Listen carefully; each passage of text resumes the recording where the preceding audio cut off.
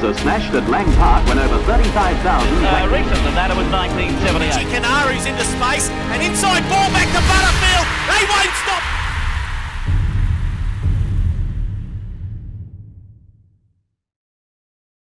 We here at East Tigers TV know you want to feel like you were there. And crystal clear quality. These are what makes your experience better. Even if you're nowhere near a TV. Every broadcast in high definition, streamed directly to your phone or tablet. Tiger TV! Ahead of the game. At thetigers.com.au.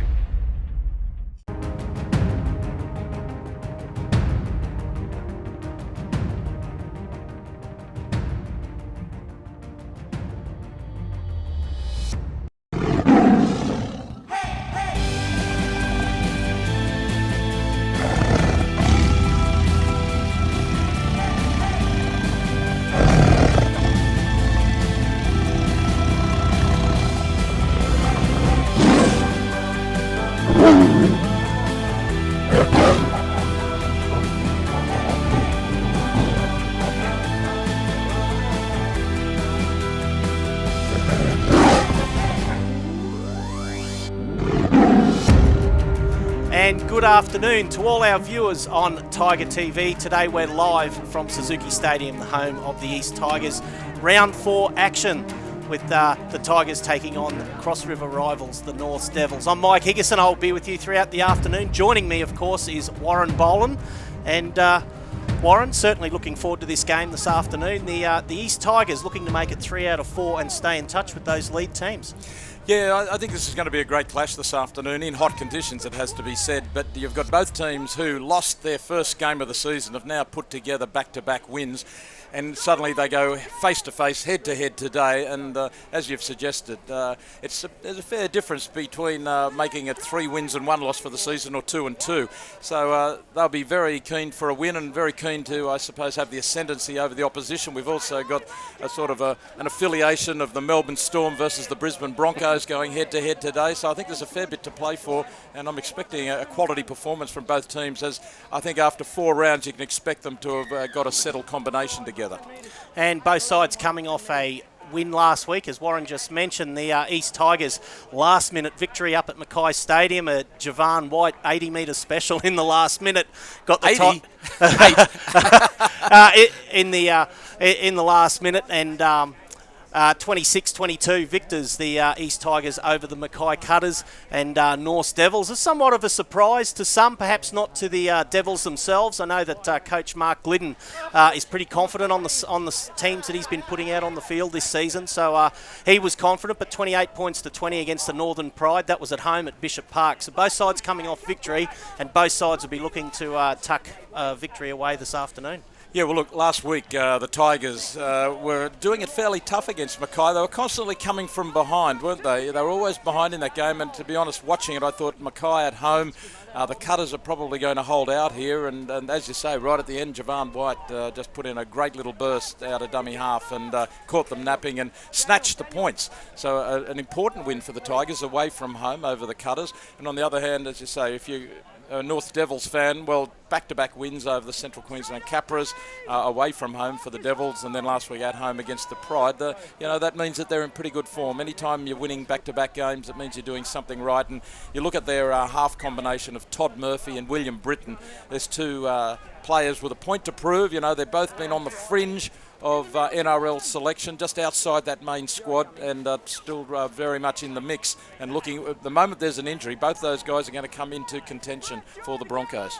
And just looking at the East lineup there's a couple of changes to that side. From last week, we've got Jamie Anderson and Michael Kai coming in the back line. They'll be taking the place there of the injured Shane Newman and Chase Blair. On the bench, we have there the original program side with Matt Pittman. And Matt Pittman's been ruled out of the side, and coming into that spot, I think, will be Ashley Little. who had a pretty good game when he came off the bench against the Tweed Seagulls. He did. Down at Pigabeen. So we'll be looking forward to seeing Ash Little get a little bit more game time on the side. We'll bring up that north side as well. But just before we leave the Tigers, just to say, it is a loss, isn't it? Shane Newman, he's been in very good form the last 2 weeks, running some tremendous lines, and that is going to be a bit of a problem for the Tigers. Michael Kai, he has been playing at right centre, so he'll do a good job. Jamie Anderson coming into the team. I guess it's just the fact you lose a player of the quality of Shane Newman with his leadership ability and the strength of his running lately. It just pulls the Tigers centres back a little. He's a real settling influence in the outside backs.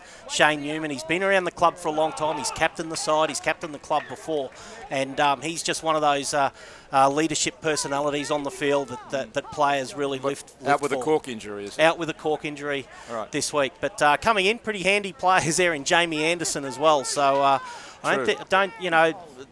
don't mean to sound disrespectful, but the Tigers, I think, will be pretty balanced side, and the majority of this side's been together all this season now, and Coach Scotty Sipple will be really looking forward to some consistency across the park this afternoon. Yeah, well, look, when we last saw them 2 weeks ago and then again last week, I think there's a consistent improvement happening in the team, and Jake Foster down that left-hand side was linking very nicely with Shane Newman, but also Javon White is really hitting his stride now, so a couple of players to watch. But you're right too, the forwards have been making their mark, and this is a pretty good unit going around today for the Tigers in the forwards. I think they're actually getting better the last few weeks. I think against the Tweed we saw patches of really dominant forward play, and then there were times when Tweed would come back and really stick it to them, and I think that's when they eased off somewhat, but they still kept going for the full 80 minutes, and of course last week we saw them win in the 80th minute. So I think there's some real starch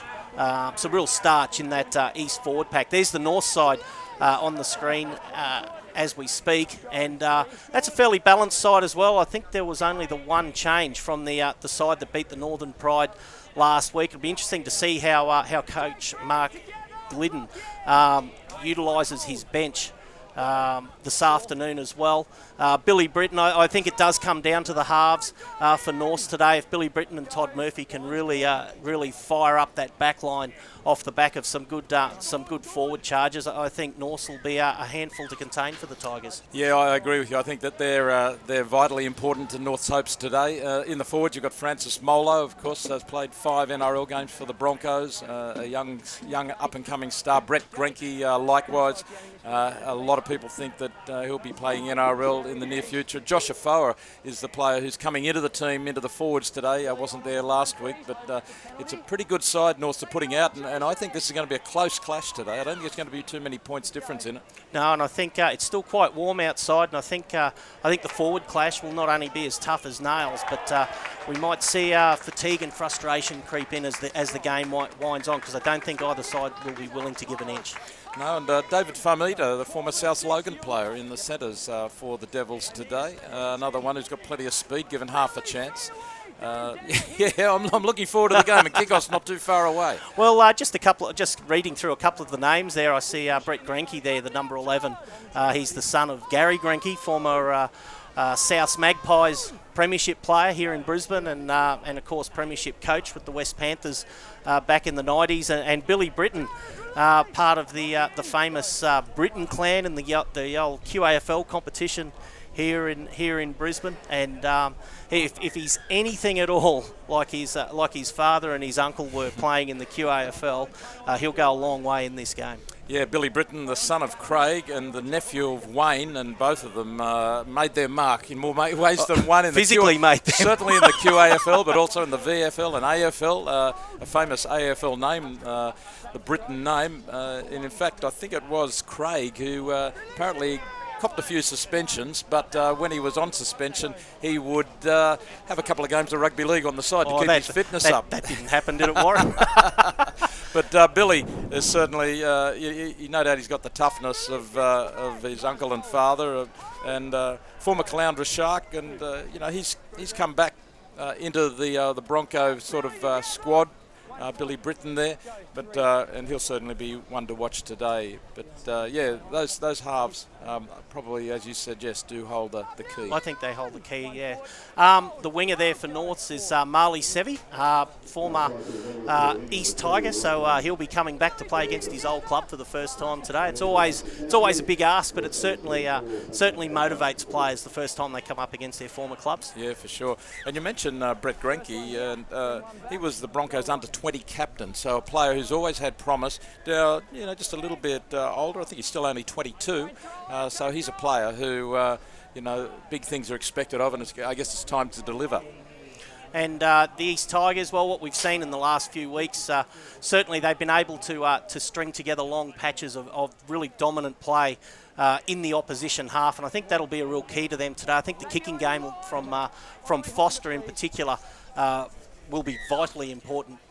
Certainly, we've seen patches of what he can do, and I think today the kicking game could certainly turn those big forwards around for Norths, and just not give them the opportunity that the Tigers have perhaps given opposition in the last couple of weeks. Yeah, well, look, Daniel Foster's come to the East Tigers from Penrith with expectations that he can be, a main player for them. And I thought we saw signs against the Sunshine Coast Falcons that he was starting to find his position in the team, and it was starting to click for him. But I'll be watching him again closely today, because I really think for the Tigers' premiership prospects, they're 5'8". Daniel Foster has got to be playing really well, and the kicking game is one of the most important links in that part of his game that has to be really happening. And I think the signs have been positive, but as the coach, I'm sure Scott Sippel wants to see each week a little bit more improvement. He wants to see the kicking game a little better, the running game a little better, the defensive game has got to be spot on, the combination with the players either side. But Daniel Foster, another key player for the Tigers today. I think the combination between Brent Waugh, the half, and Daniel Foster, I'd like to see them both be more involved at the same time in the game. They tend to. You mean alongside each other? Or well, not necessarily alongside each other. We know that doesn't happen that much anymore, but just it should happen. It should happen at least occasionally as a strike weapon, as a surprise attack. Both players, can they pull plenty of pocket plays out at critical times in the game, and it just seems that one will take the lead and the other one will sort of drop back. You won't see him for 10 or 15 minutes while the other one's in the lead. I just think if both of them are putting their best foot forward, I just think they could be a handful for every side in the competition. Yeah, well, look, again, I think that Brent Waugh and Daniel Foster have looked better as the season's progressed. We're only a few games into it, of course, but I think the signs have been there. There's been improvement. They're starting to understand the players around them and get their timing. So there's no reason to think that they're not going to continue to just be that little bit sharper as we go week by week into the next few. Well, you're with Mike Higginson and Warren Boland on Tiger TV. We're at Suzuki Stadium today. Round 4 action between the East Tigers and the North Devils. And, of course, they're playing for the Black and White Cabs Cup, these two sides. The Tigers won the inaugural Black and White Cabs Cup back in 2012. And since then, it's been all blue, gold and blue, because Norths have had it for 3 years. And just talking to a couple of the players this morning, it's not a premiership trophy, but when there's a trophy on offer, all players want to get their hands on it. Yep. No, there's always some rivalry between teams whenever there's some sort of cup or trophy. Sometimes I think some of these battles are a little contrived, but I think there'll be the winner will be more than happy to get their hands on the trophy this afternoon and then take 2 to the Valley. Well, as I mentioned, you're with Mike Higginson and Warren Boland on Tiger TV. We'll just take a short break and then we'll come back live to Suzuki Stadium.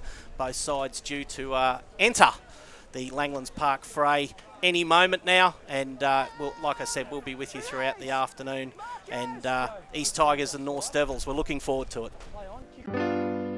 When you need a cab right away, just dial 133 222 and a Black and White cab will come straight to you.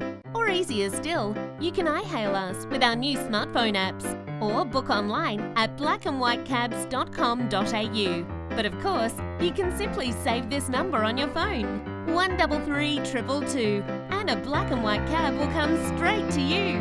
That's 133 222. And back at Suzuki Stadium, the East Tigers entering the field first.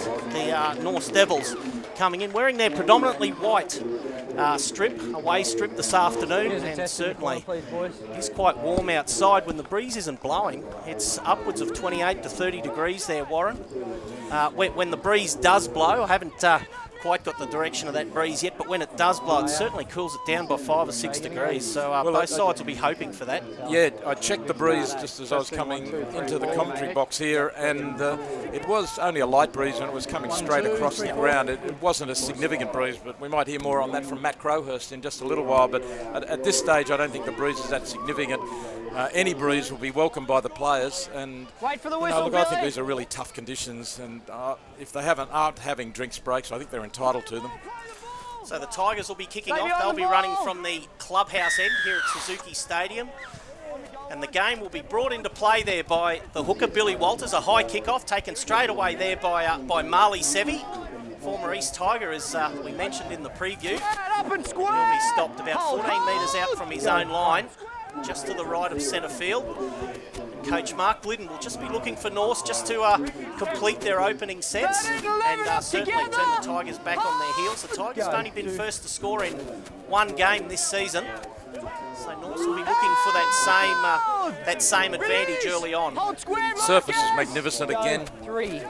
It's almost like carpet, isn't it, Warren? It's not like a few of the surfaces you would have played on back in your day, but magnificent surface prepared here at Suzuki Stadium. As always, there's the kick downfield from the Devils. A low kick goes straight down the throat there of Ilya Nukori, coming back across centre field, runs straight into the waiting arms there of Brett Grinke. He'll be stopped 15 his own side of halfway. Played it back to Javan White. He'll feed straight away there to, I think is that Vunavalu, who's come in looking for some action early. Make it up within 8 metres of the line. Walters at dummy half. Slightly missed time run there from Big Dean Britt, but he'll be stopped right on the chalk of halfway. They'll still come the left side, the Tigers, as Brent Waugh finds a little bit of space. And then he finds Jake Foster just bobbing up on his left shoulder. Just running out of room, Foster, so he just elected to take the tackle back in towards centre field. Played back to Walters.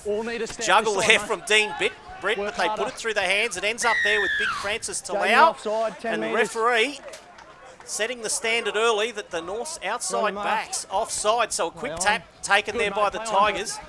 The first charge upfield now, Dean Britt. He'll only be stopped 13 metres out from the line, almost in centre field. Played back to Walters. He goes to the right, Walters. Goes out there through Foster to Javan White with a little bit of space. He creates the overlap. White gets it away there to Jamie Anderson going for the line, and he's held up. Well, a near thing there for the Norse Devils as Anderson just held up over the line. But Still tackles up their sleeve. It was magnificently created there by Javan White. The overlap comes back across field to Talau. And he'll take the settler, run straight into Francis Molo. He'll be stopped 9 metres out from the line. They come the left side now, the Tigers, out there through Grajewski, through Waugh, to Javan White, coming into the line on the left side. White won't get away from the defence. Closes in on him very quickly, and White will be put down 4 metres out from the Devils' line. He'll play it back to Waugh. They swing it back to the right again. Now it's there with Dean Britt. Straight towards the left upright. Britt won't go through there. Plenty of defence. Here's the last play for the Tigers. What will we see? They come the left side again to Waugh. Shapes the kick, holds it, pops the ball out there to Michael Kai, and an easy as you like. He pops it out there to, I think it's Ilya Nukori, is it, out there on the wing there, Warren? And he'll go in for the first try of the afternoon. It barely took a minute and a half. The Tigers are on the board. They lead the Devils 4 points to 0. And for Black and White Cabs, here's the replay again.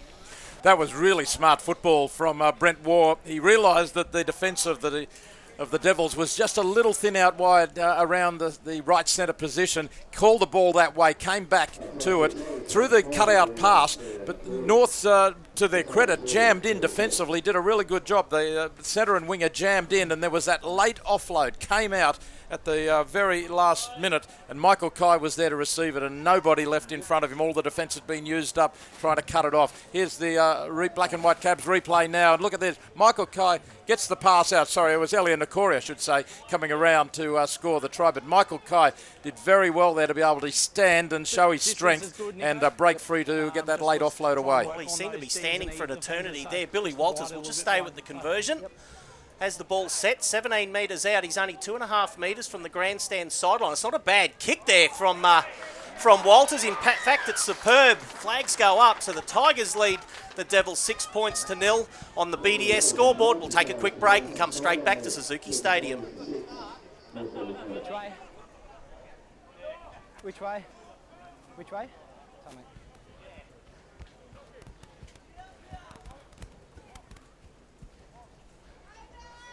Stay behind the line!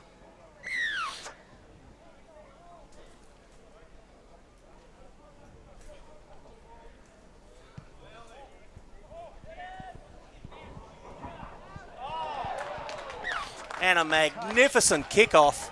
I know we just had the commercial on then, but perfect kickoff there from the Norse Devils. It just bounced about 5 metres in from touch, but it probably went about 5-6 metres in the air, and Ilya Nikori was unable to swat it back infield, so Norse will come up with the loose head and feed, only 10 metres out from the Tigers line, and that's, I guess, the kind of tactic you want to employ when you concede a try early, Warren. Yeah, North with the scrum feed, immediately on the attack.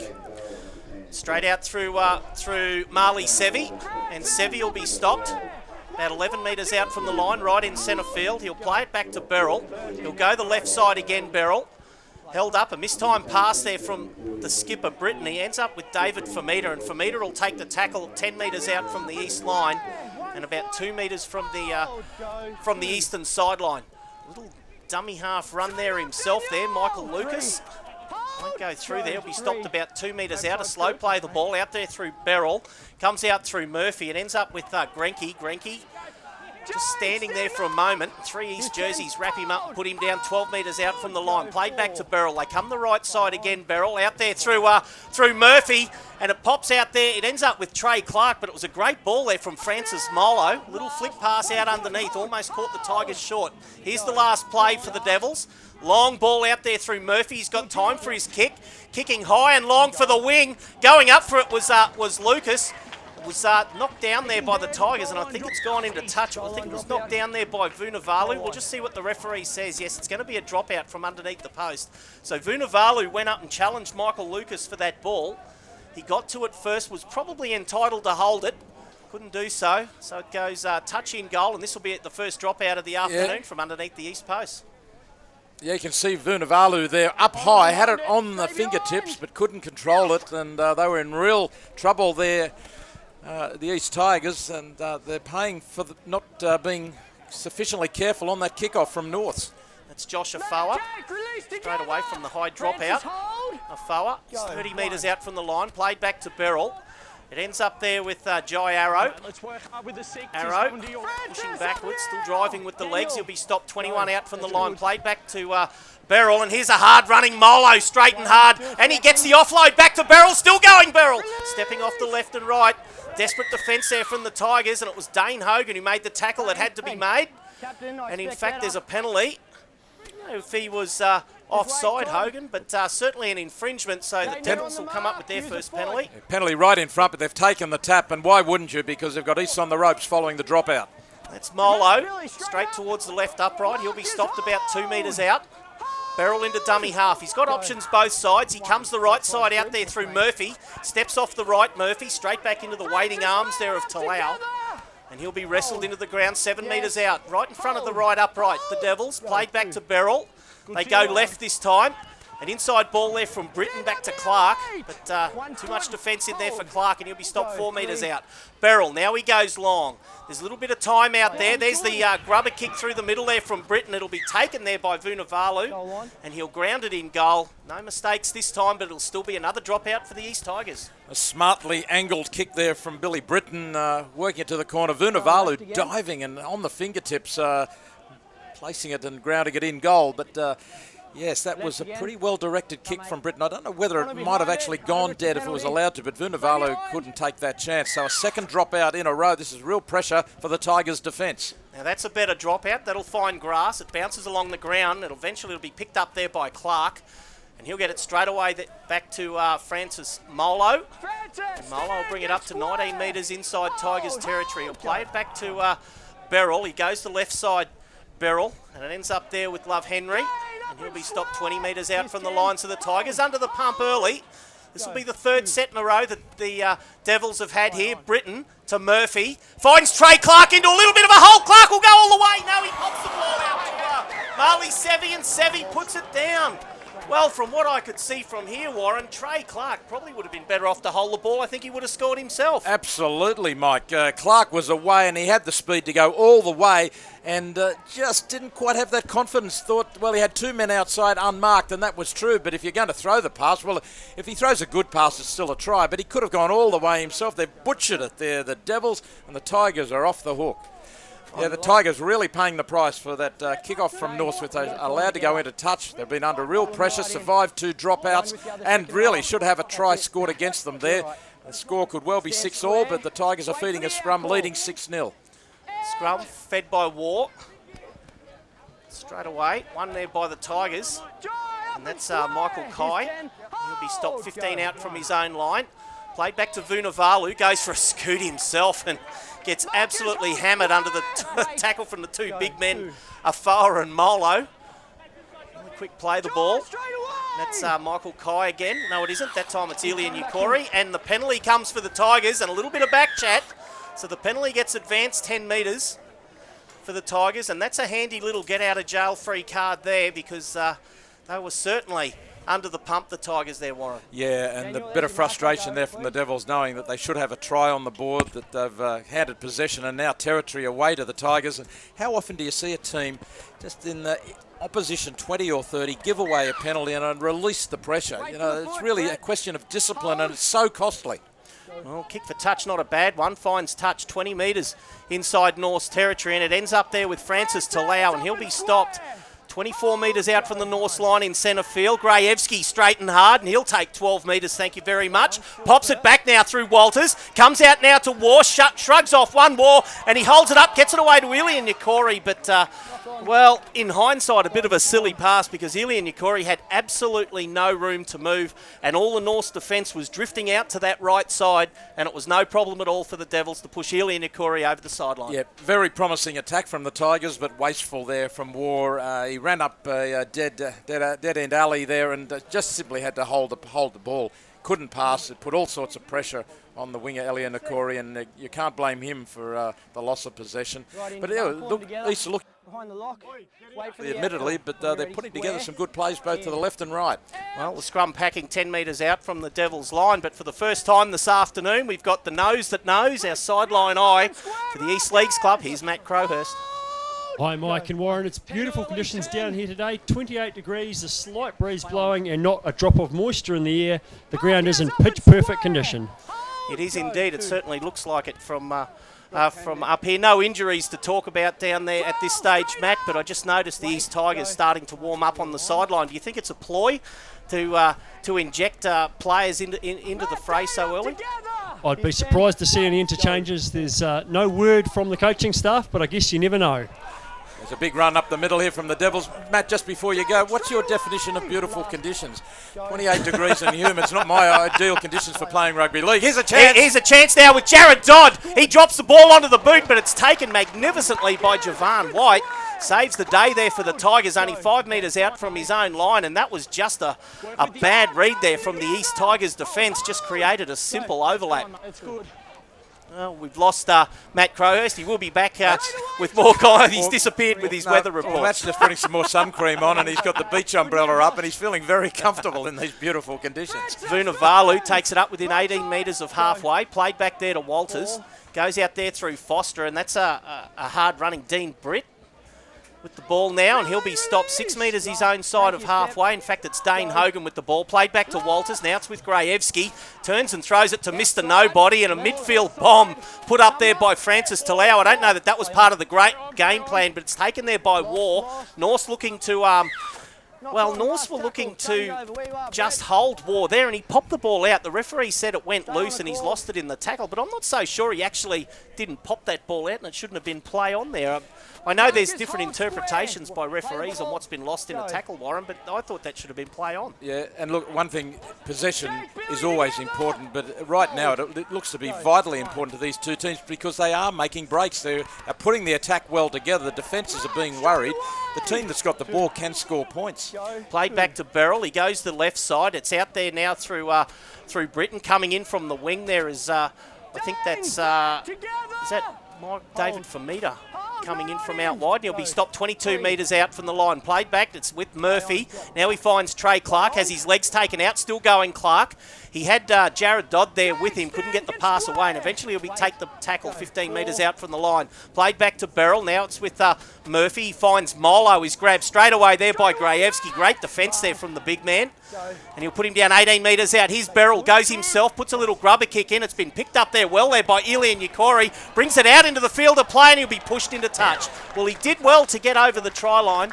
And he did try to get down low and take the tackle, but there was 3 Norse defenders in there. They push him into touch, so it'll be a loose head and feed to the Norse Devils, 10 metres out from the Tigers line. And you'd imagine Norse coach Mark Glidden would be pretty happy with this opening 15 minutes from his charges. It was a good grubber kick from Jaden Beryl, but Elian Nakori showing some inexperience there. Did well, as you said, to get out of the end goal, but had no way he should have been going anywhere near that sideline. He just had to stay down low, be tackled, and play the ball. Well, I thought he did all he could, but there was 3 defenders coming across. Yeah, I think he had to do more.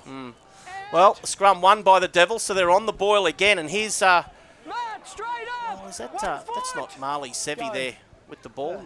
No, just trying to look at a couple of these numbers on the Norse jersey. In fact, it might have been, but they're still on the boil, Norse. They're only 2 metres out from the line. They're about 10 metres to the left of the uprights.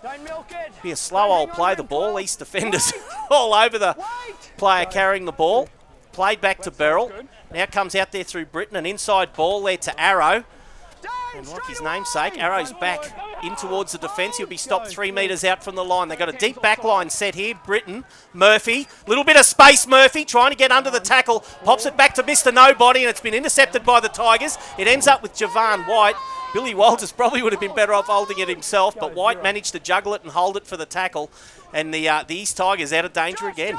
Good tackle by Jake Foster as Todd Murphy very nearly got through the line and then threw the wild pass. So the Tigers in possession. They're 30 out from their own line. Almost in centre field. Good quick play, the ball.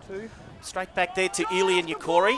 The East wingers getting heavily involved in the early exchanges here today, Warren, which is good to see. That's not a bad kick. That'll find grass, and in fact it was touched by Marley Sevi, and I'm not so sure it went forward. It just looked worse because he was running back towards his own line, but the referees called it a knock on.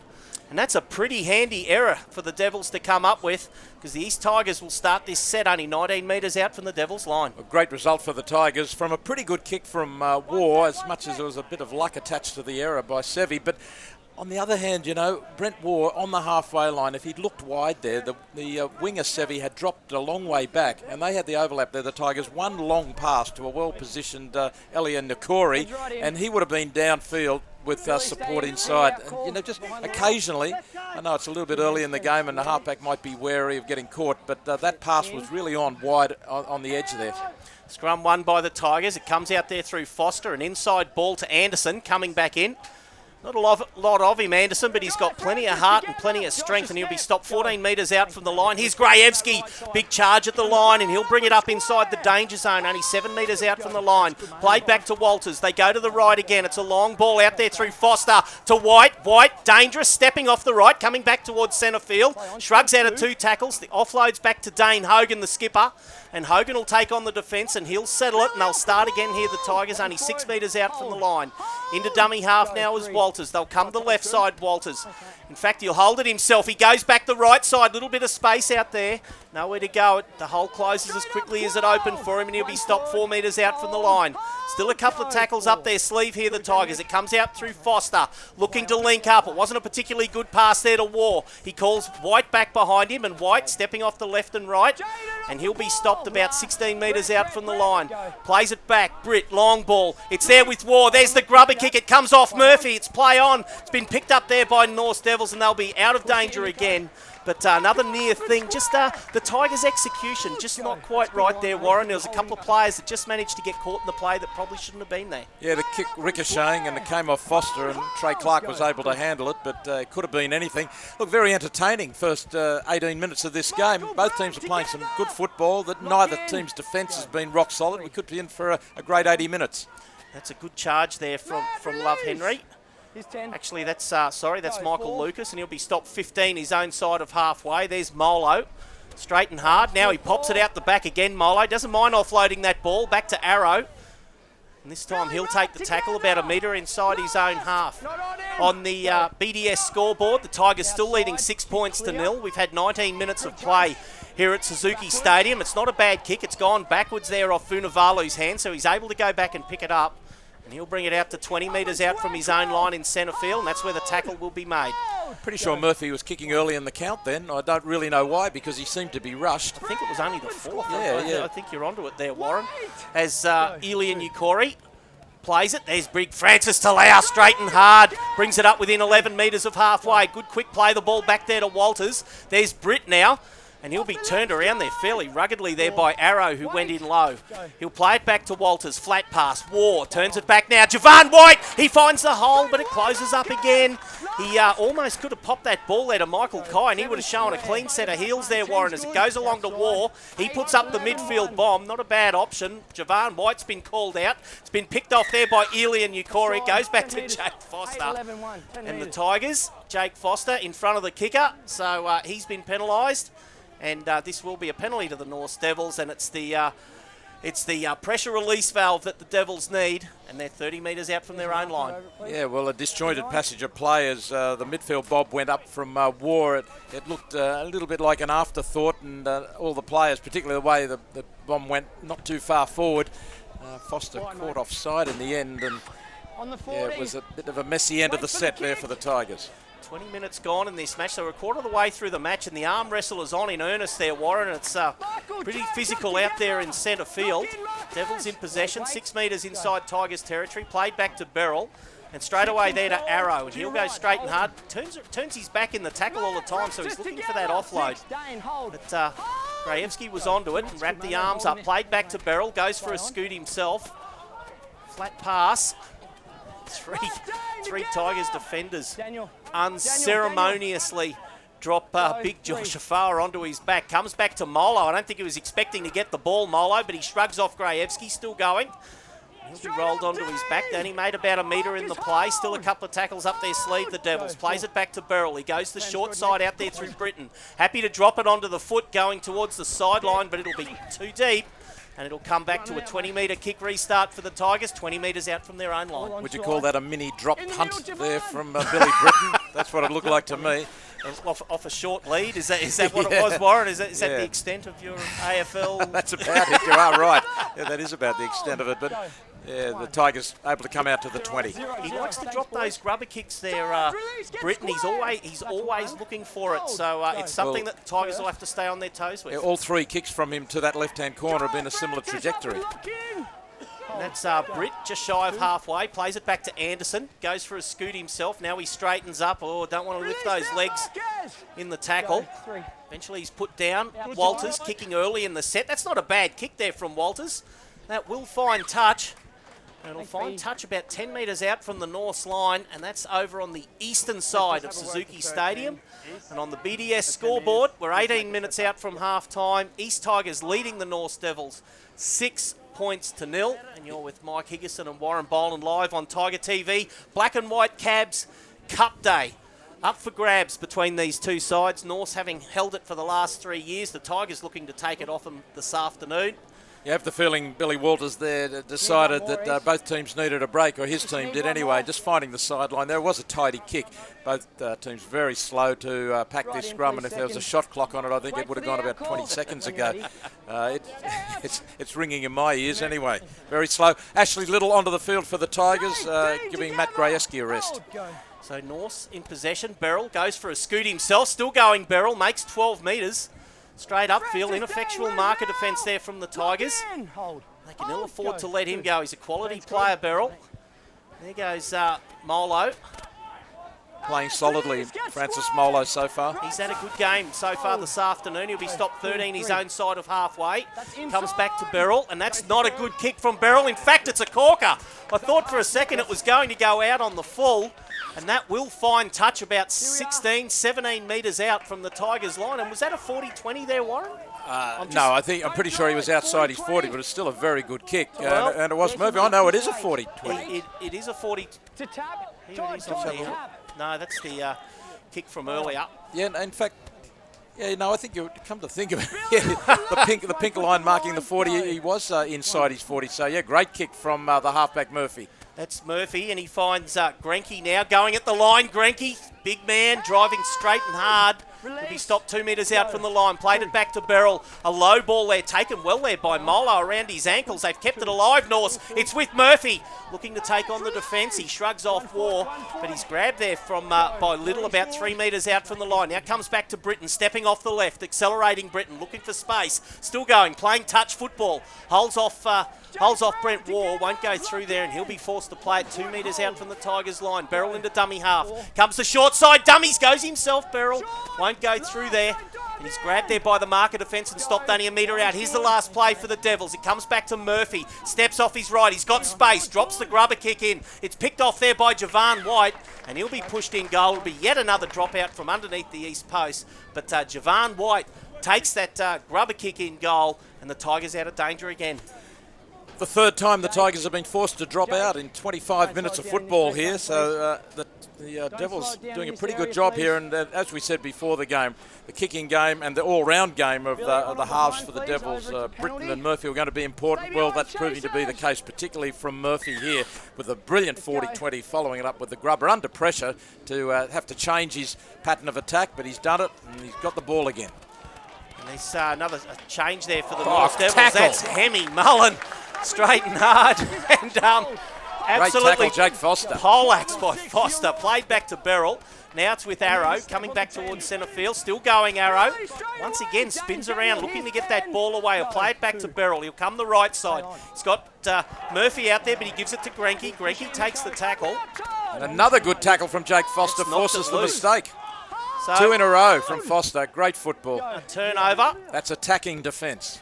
Ilian Yukori goes himself, trying to drag him towards the sideline. It is one consequence. We see some players really get a head up of steam when they're hitting the ball up, but the faster you're going, if you're hit with a good tackle, the ball can be dislodged. Anderson across field. And he makes no ground. He runs about 35 metres, makes none, offloads to Vunivalu. And even he was looking. In fact, that's almost a strip. He's kept it alive. It's play on. It's now with Britton going for the corner. Will he get there? No, he won't. He'll only be stopped half a metre out from the line. Foster one-on-one. Daniel Foster. Dummy. Going himself from dummy half. Probably a bit of a selfish play. He had a deep back line there. Lucas didn't give it. Now they've got the deep back line set. It's out there through Beryl. Steps off the right. It's been grabbed there by Little and ends up now with Love Henry. And Henry, he's just be grabbed. 3, 4 Tigers. Javan, hold. Hold. Go. 2. Go it again. Ash, Billy, together. 1 foot. Go. 3. Play on. That's okay. Up now, Leon. 1 foot. Hold. Hold. Go. 4. Billy Dean together. Last. 1 foot. Go. Play on. First one here, then one back, goal line. Jump the fence, one more. Don't throw it, don't throw it.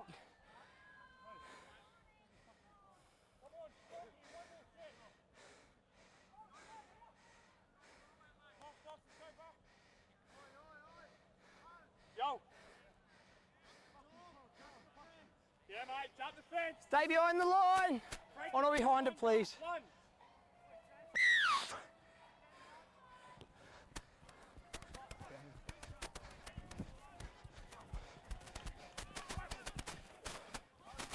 Ash, up and square. Here's 10. Hold. Go. 1. Play on.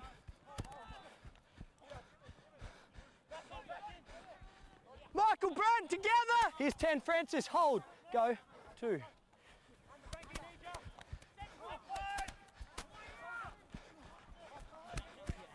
Jake, stand, get square. Line, Beryl into dummy half. Hold. Go. He's got hands on hips on the right. He has to go left. Now it goes out there through Murphy. Time, holds it up Murphy. Britton, long ball out to Mr. Nobody. It'll bounce up into the hands there of Lucas. They'll wrap up Lucas. He can't get the pass away. He's like Tinkerbell down the chalk. He'll be stopped about 5 metres out from the line. Now comes back to Britton. Britton, good ball there to Mullen. And Mullen wrapped up quickly. The Tigers have been up very quickly on Mullen every time he's touched the ball. Now it's with Murphy. Murphy stepping off the right, looking to offload out the back. It's a loose ball. It'll be picked up by Clark. There's the midfield bomb at crossfield. It's not a particularly good one. It's taken there by Elian Nikori, and he'll be happy to just take the tackle. And so it's a penalty to the Tigers. Yeah, offside penalty in front of the kicker.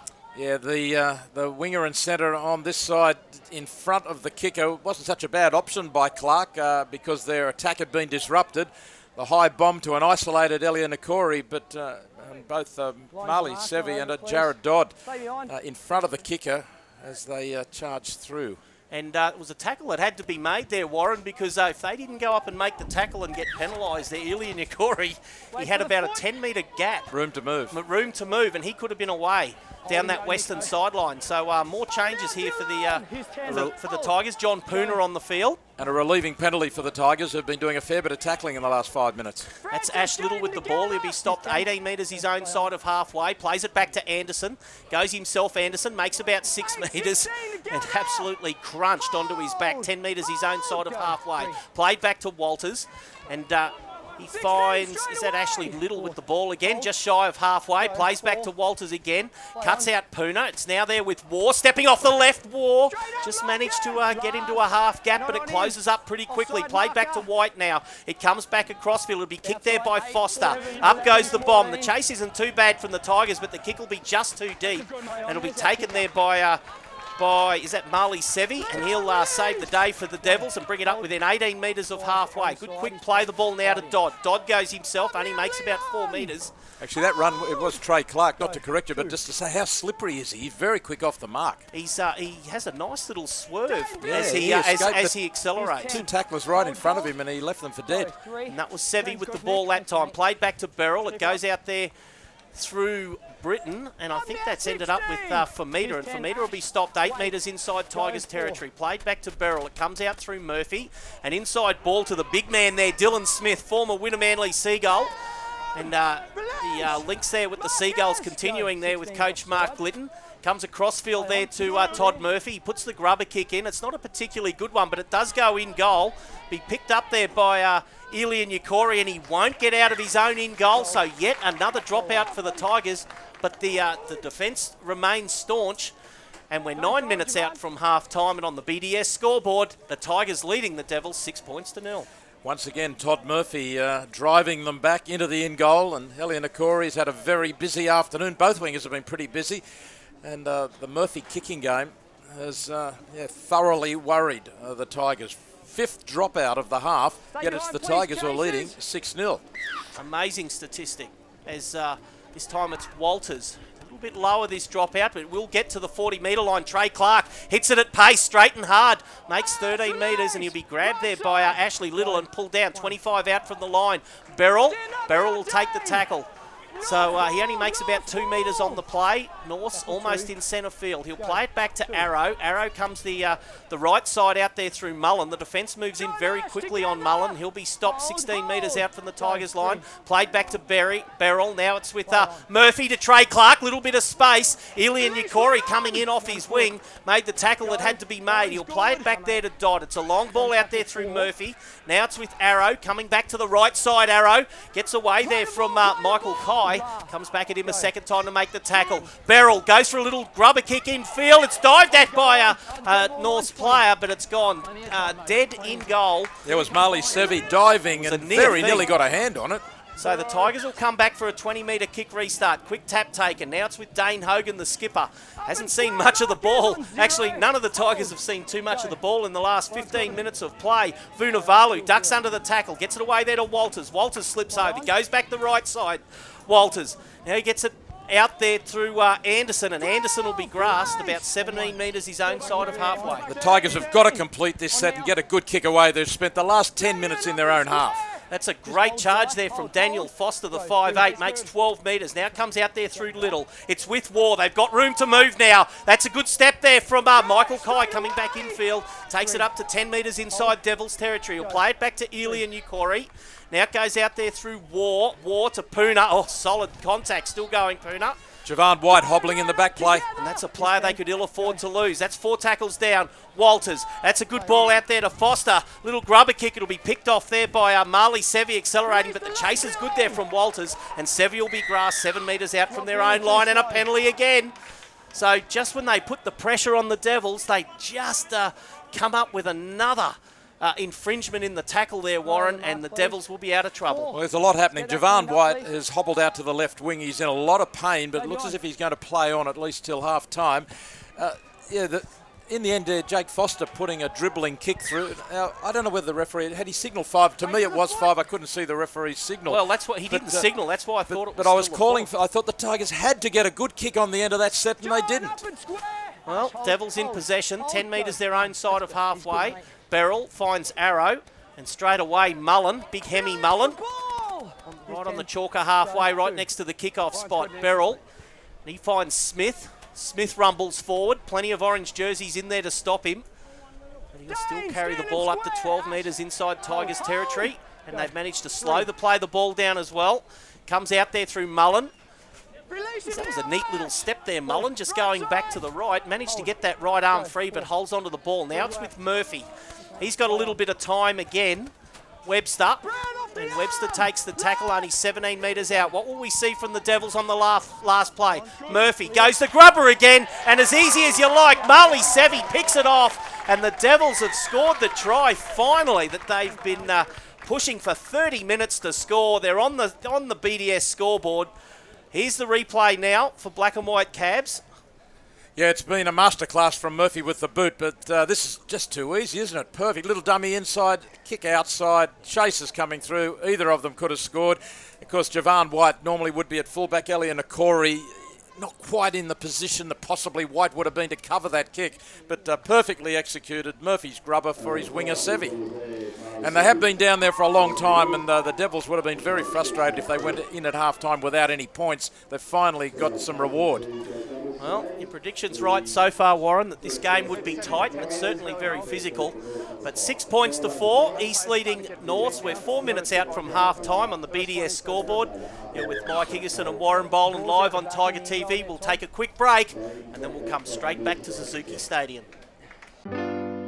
When you need a cab right away, just dial 133 222 and a black and white cab will come straight to you. Or easier still, you can iHail us with our new smartphone apps or book online at blackandwhitecabs.com.au. But of course, you can simply save this number on your phone. 133 222 and a black and white cab will come straight to you. That's 133 222. North Devils. But they're on the board now, and Murphy will set this conversion attempt about 2 metres from the western sideline and 24 metres out. You said it is going to be a close game, and that's certainly the way it looks. I'm impressed with the attack that both teams are mounting. There have been quite a few mistakes, but at least they are being creative. They're doing something with the ball. It's not been a negative grinding affair. There's been a bit happening out there. Too many mistakes for both coaches' liking, but more tries in this game to come, that's for sure. Here's Murphy's conversion. Looks like it's hooked to the left from the commentary box. It's unsuccessful from Todd Murphy.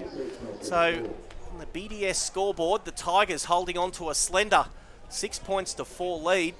And really, it's been a long time between drinks for the Tigers to have actually had possession inside North's territory there, Warren, or at least extended possession. Yeah, if we had a statistic, and unfortunately we don't, if we had a statistic for time in the opposition half, I reckon it would be 70-30 in favour of the Devils. Easily. Walters brings this game underway again. This is a out high to the kick off, sideline. and that's going to be a penalty. It compounds for the Tigers.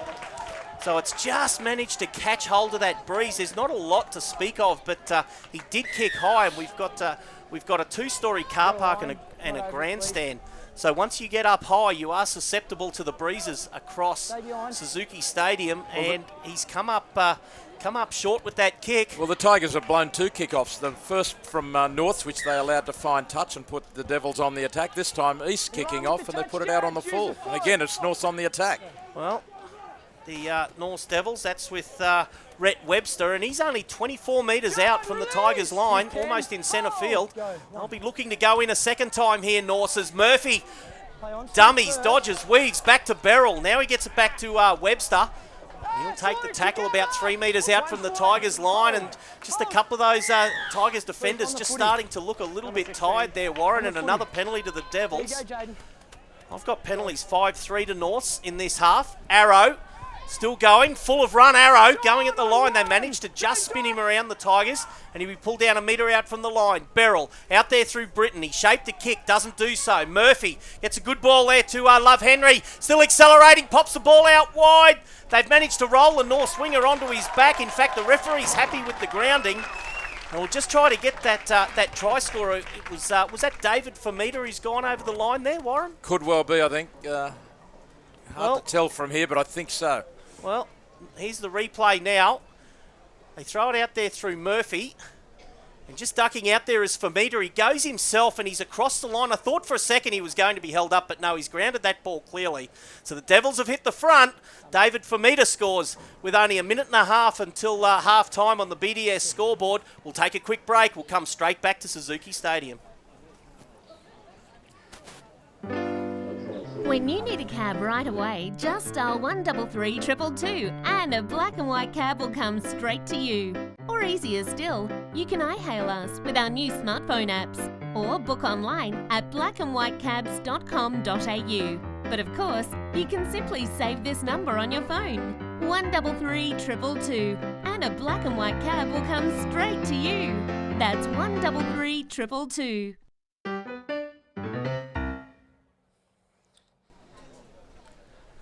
So Todd Murphy with the ball set. Yeah, calamity of errors there for the Tigers. First the kick-off out on the full from Billy Walters, and then back-to-back penalties, and then good execution right to left-hand side for Famita to score in the corner. Well, this half won't restart after this conversion attempt. That's a better conversion attempt from Murphy, and the flags go up, and Norths move further in the lead. They now lead the Tigers 10 points to 6 on the BDS scoreboard. We're only 17 seconds out, so I don't think the Tigers will be that keen to get back to halfway, but conceding 2 tries in the last 2 minutes of that half after such an amazing defensive effort for pretty well 25 to 30 minutes of that half. In fact, referee, he was going to stop the clock, but he did for a second, but he's letting it wind down now. That is half time just going now.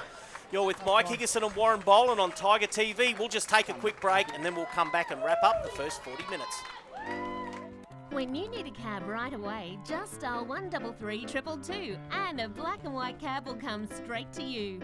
Or easier still, you can iHail us with our new smartphone apps or book online at blackandwhitecabs.com.au.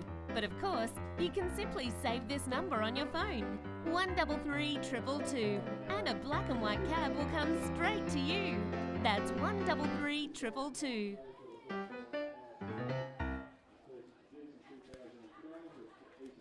Easts League's Community Benefit Fund supports local community organisations that help people who need it most. Every day, every year. When you visit Easts, you too can be proud of the difference we're making to our community. You should see our restaurant. You should see our service. And you should see us at the all-new Easts. You should see Easts now. Buying a new car can feel like a reality show, but who needs the drama? These deals are far from average, Joe. Come on down to Suzuki and get the best price today.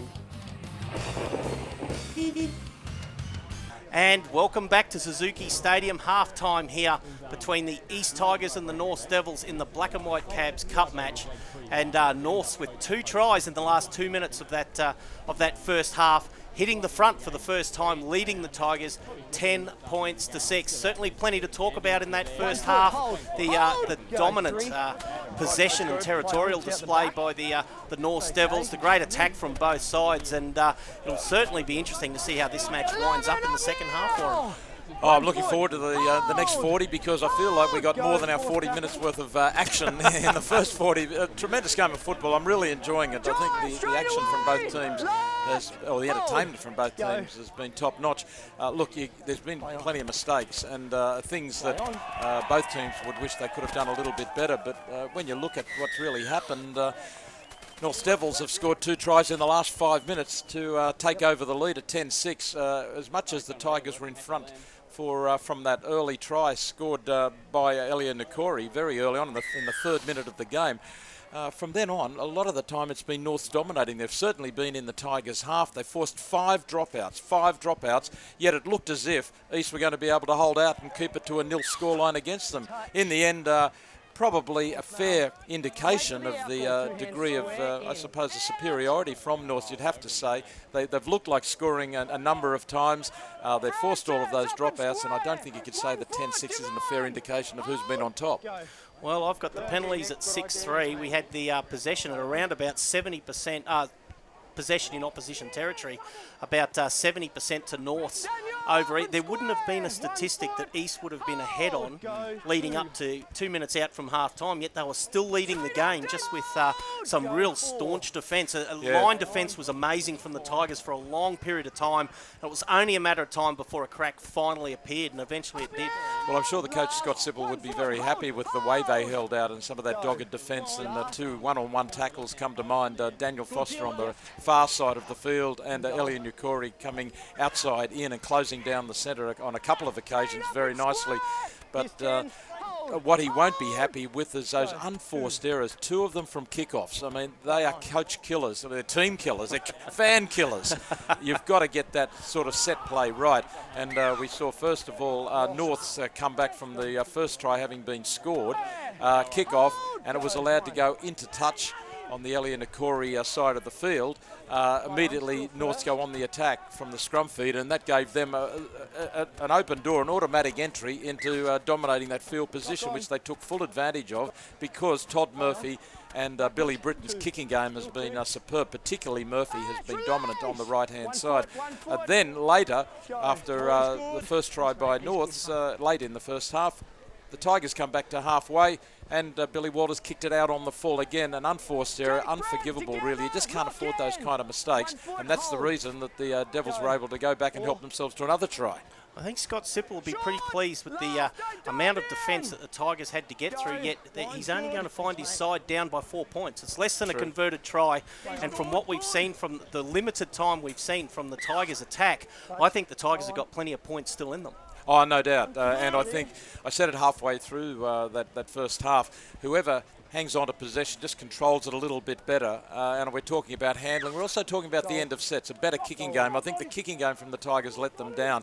We saw 2 or 3 occasions where the kick at the end of a set was a complete mix-up. It either wasn't an effective kick from Brent Waugh, who is the main kicker, or it seemed to be almost a forgotten play, as if they just didn't realise that the count was up. We saw twice Jake Foster kicking ineffectively down the left-hand side. So they're 2 areas, particularly the Tigers, have to fix up. But there was a lot more control about the end of sets from the Devils, particularly from Todd Murphy, and they forced, as we said, 5 dropouts.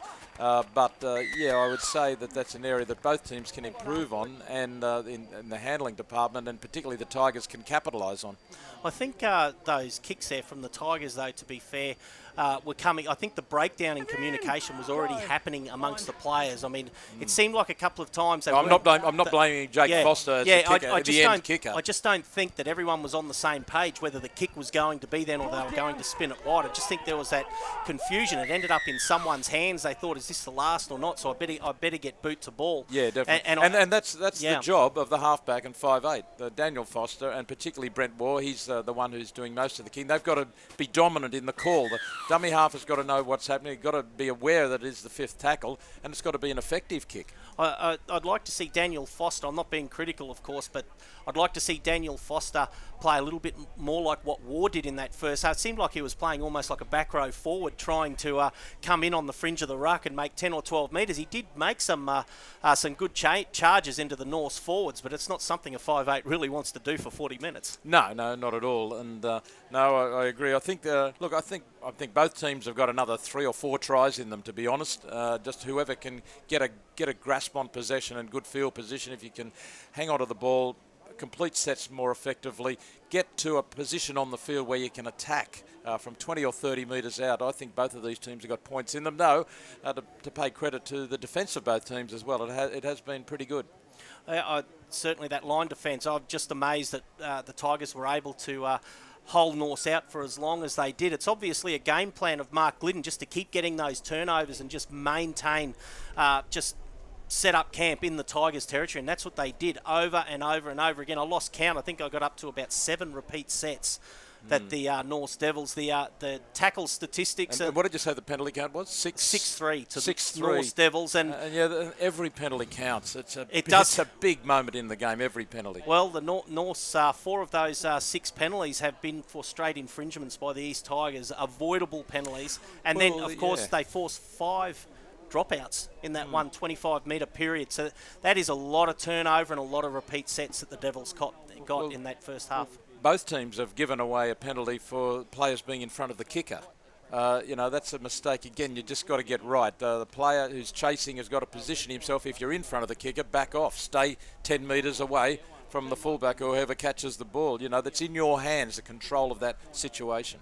I think the North's 5'8", Billy Britton's had far too much space. He's been able to put those grubber kicks into the in goal, not only with the 5 dropouts, of which he was responsible for all of those off his kicks, but also 2 other near try-scoring opportunities for the North Devils. I just think the Tigers' defence really needs to take away his time and space. And if you can cut down on Billy Britton's kicking, I think the Tigers will go a long way to not having to be playing out from their own try line. This game can go either way. In these hot, humid conditions, players are going to tire, and the handling and control of the game and the strategy can become a little reckless in the second half. So if both teams can take advantage of the opposition weakening, there are tries to be scored. If both teams start to get loose with their handling, well, it could be a sloppy affair. I'm not sure which way it's going to go. I'd like to think it will go the way of skill and control, and that we could see a very entertaining second half. Well, the Tigers have certainly, from my perspective, they've put together stronger second halves than first halves in their first 3 matches. I'd like to think that they can maintain that sort of intensity, and just if they can just control that kicking game of the North Devils, I really think they take away probably 3/4 of the North's opportunities, and they'll be starting their sets around halfway if they can cut down on those kicks. Well, for the amount of possession they've had, and as we've repeated, forcing 5 dropouts, the North Devils have only managed to get 2 tries, and they came late in the half. So if the Tigers in the second half can get an equal share of possession, get better field position, and apply a bit more pressure and make it a bit harder for the Devils, force them to come out of their own half, you'd really think that just if there's an even share of possession, the Tigers should score more points in this half and go on with it. Well, the only injury, of course, that we picked up on in that first half was, of course, Javan White limping about 10 minutes out from halftime. He's a player they could ill afford to lose, the Tigers, and we just hope that it's not too serious. He did play on, but it'll be interesting to see if he takes his place in the custodian role come second half. Yeah, he certainly looked to be in some pain. It's a shame because he started the game looking very sharp and involved. He looked good in the first 10 minutes or so when the Tigers did have some attacking opportunities. So it will be interesting to see whether or not he is fully fit. It may have been the case too that one of the North's tries came from Elliot Nakori filling in at fullback. White wasn't there. He was hobbling on the wing at the time, and a kick put through by Murphy into the corner. And it was a pretty easy try in the end for Sevi to score as Elliot Nakori was about 10 metres away coming across. Javan White, knowing his ability and reading of the play, he might have just been able to be there and knock it away, as I remember he did already in one of the matches we've already covered this year. He's able to cover it. Well, you're with Mike Higginson and Warren Boland live on Tiger TV here at Suzuki Stadium, and we'll just take a quick break and then we'll come straight back for the second half. You should see our restaurant. You should see our service. And you should see Us at the all-new East. You should see Easts now. North's about to restart, leading 10 points to 6, scoring 2 tries in the last 2 minutes of the first half. So they certainly took plenty of momentum into the half-time break, and they'll be running from the scoreboard end. But Tigers will get first use of the ball, and straight away, that's big John Puna. Had a good impact for the Tigers forwards, coming on about 10 minutes out from half-time. Ash Little next as well. Gets under the first tackle, leaves Beryl grabbing at his nose. I think there might have been a little bit of a hint of a head clash there, but good charges there from the Tigers. Now they're about 8 metres inside North's territory. That one was Dean Britt. Now it goes out there through War, who puts ball to boot, kicking down towards that bottom corner. Trey Clark just happy to shepherd it over the sideline. And this will be a 20-metre optional kick restart for the North Devils, but a very competent opening set there from the Tigers, Warren. Yeah, and a particularly good burst spearing through the middle from Dean Britt really turned them around. Looked like he might go right through them. As Beryl turns a good ball away there on the right. I think that's with Webster. Takes it up within 4 metres of halfway there for the North Devils and draws the penalty. So the penalties continue. That's the 7th penalty for the Devils, and it's something the Tigers can ill afford to do. You're with Mike Higginson and Warren Boland on Tiger TV. Black and white Cabs Day and live at Suzuki Stadium. We hope you're enjoying the call this afternoon. But the home side just under the pump a little bit at the moment, trailing 10 points to 6. We're just a couple of moments into the second half. There's a good hard run there from Love Henry, the back rower from the Devils. And he'll take the ball up to within 24 metres of the Tigers line. He'll play it back to Beryl. He'll go to the right. Not a particularly good pass there to Dylan Smith. He manages to hold it. He'll be stopped 17 metres out from the line. Comes back through Murphy. Dummying Murphy, but Hogan's got the arms wrapped up. He couldn't offload Murphy, and he had 3 attackers on the outside of him as well, creating the overlap. Now it goes out there through Britton, and the tackle will be made. 8 metres out, played back to Beryl. Untidy pass out there through Britton. Now it's with Webster coming back infield. Offloads back to Murphy, trying to keep it alive. Gets it away there to Arrow, but he's grabbed straight away there by Ashley Little and tackled 3 metres out from the line. It plays back now. Murphy stabs a little grubber kick in there, and it's been picked off there by Vunivalu. Almost a clean set of heels. Only makes about 10 metres. He's grabbed from behind by, I think that was by Todd Murphy, as Jamie Anderson. He'll steal about 10 metres. He had a good, we didn't mention Jamie Anderson in the halftime break there, Warren, but he had a good first half. He just lacks a little bit in size, and that's probably where he's found out a little bit from metre, but he certainly makes ground. Certainly good work there by Vunivalu, first of all, and then Anderson with that carving run. This goes out there through Jake Foster, holds off the first defender, coming back at him a second time there as Webster, still driving forward there, Foster, and this is a good game from the big man, and he'll be stopped about 31 metres out from the line. Good quick play, the ball. Walters, grubber kicks through and chases, gets interfered with. Referee says it's okay. And Norths are out of danger. They pick up possession about 7 metres out from their own line. Pretty determined start from the Tigers. They look like they've been given a bit of a roasting at half-time, and they've started on a strong note. Dodd, he took the first ruck. Now it's with, I think that's with Webster yet again. And he'll be stopped about 25 out from his own line. He'll play it back to Beryl. Cuts out the big man as Lucas absolutely poleaxed. Tackle of the match. Lined up there from John Puna, and Lucas not going to get to his feet. I think he needs to check the gaps between ribs number 4 and 5, because he absolutely got hammered by Puna. Yeah, in juggling that ball, he wasn't able to bring the ball and the arms down, and he was wide open, and Puna saw the target and went straight for the bullseye, went as hard as he could, completely legal, but it's the juggle of the ball on the hands that opened him up to the very painful tackle. Here's the black and white Cabs replay. As it comes out there, he juggles it, and he just didn't get his arms down to brace for contact, and Puna just gets under that arm. Well, the trainers are out there with Michael Lucas.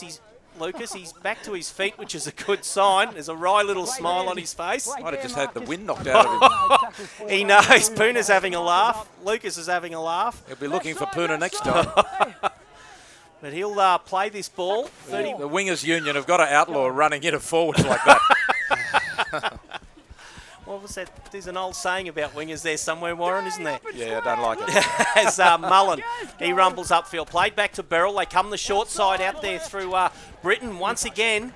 Drops the grubber kick in. Only picks up about 12 or 14 metres. I don't really think that was the option there from the Norse Devils. If you're going to kick, you'd probably be better off to kick towards the open spaces near the post and go for the chase. Well, did you see the reaction of Dane Hogan? Dane Hogan from the Tigers actually patted Britain on the back, disparagingly, as if to say, thanks, mate. Yeah, we'll take that kick.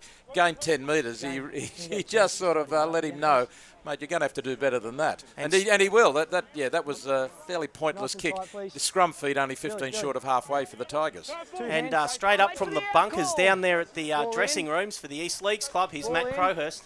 Half-time message from the shed guys. For the Devils, Mark Glidden felt that with the Tigers having defended so much in the back end of the first half, if his team could play error-free football, they should come home with the wind in their sails. As here's a break, just cut you off here. It's Ash Little straight down the wing, and in fact, he'll go all the way. Ash Little will go 45 metres and score, and it was off a Foster pass. I can't wait to see that again on the replay. Sorry to cut you off there, Matt, but the Tigers have gone 50 metres. Here's the replay. Well, this is a remarkable Foster short ball, and away goes Ash Little. I didn't realise he had this pace. Ash Little all the way and flew 60 metres to score the try. Really just busting wide. I guess Jake Foster attracted a little bit of defence, just opened up a slight hole, and Ash Little, gee, that's a remarkable burst from him. Well, Ash Little, back rower, and of course it was Jared Dodd, wasn't able to make 1 inch on him, but going 45 metres, and we shouldn't miss out that it was a Jake Foster pass again. He's been involved in everything, Foster. But the Tigers have scored. They've levelled the score at 10-all, and stepping up to hit the front will be Billy Walters. He's setting this ball as we speak, and he'll be about 3 metres from the eastern sideline and 18 metres out. And he's got the advantage of the breeze here, Warren. It is carrying in that direction. We know he's got the distance. It's just a matter of whether the breeze carries this ball across the face of goals. He strikes it pretty well. In fact, the touch judges haven't moved. That's a tremendous conversion there from Billy Walters. And the Tigers hit the front. They lead by 12 points to 10, 7 minutes into the second half. And that's the score on the BDS scoreboard. Back to you, Matt.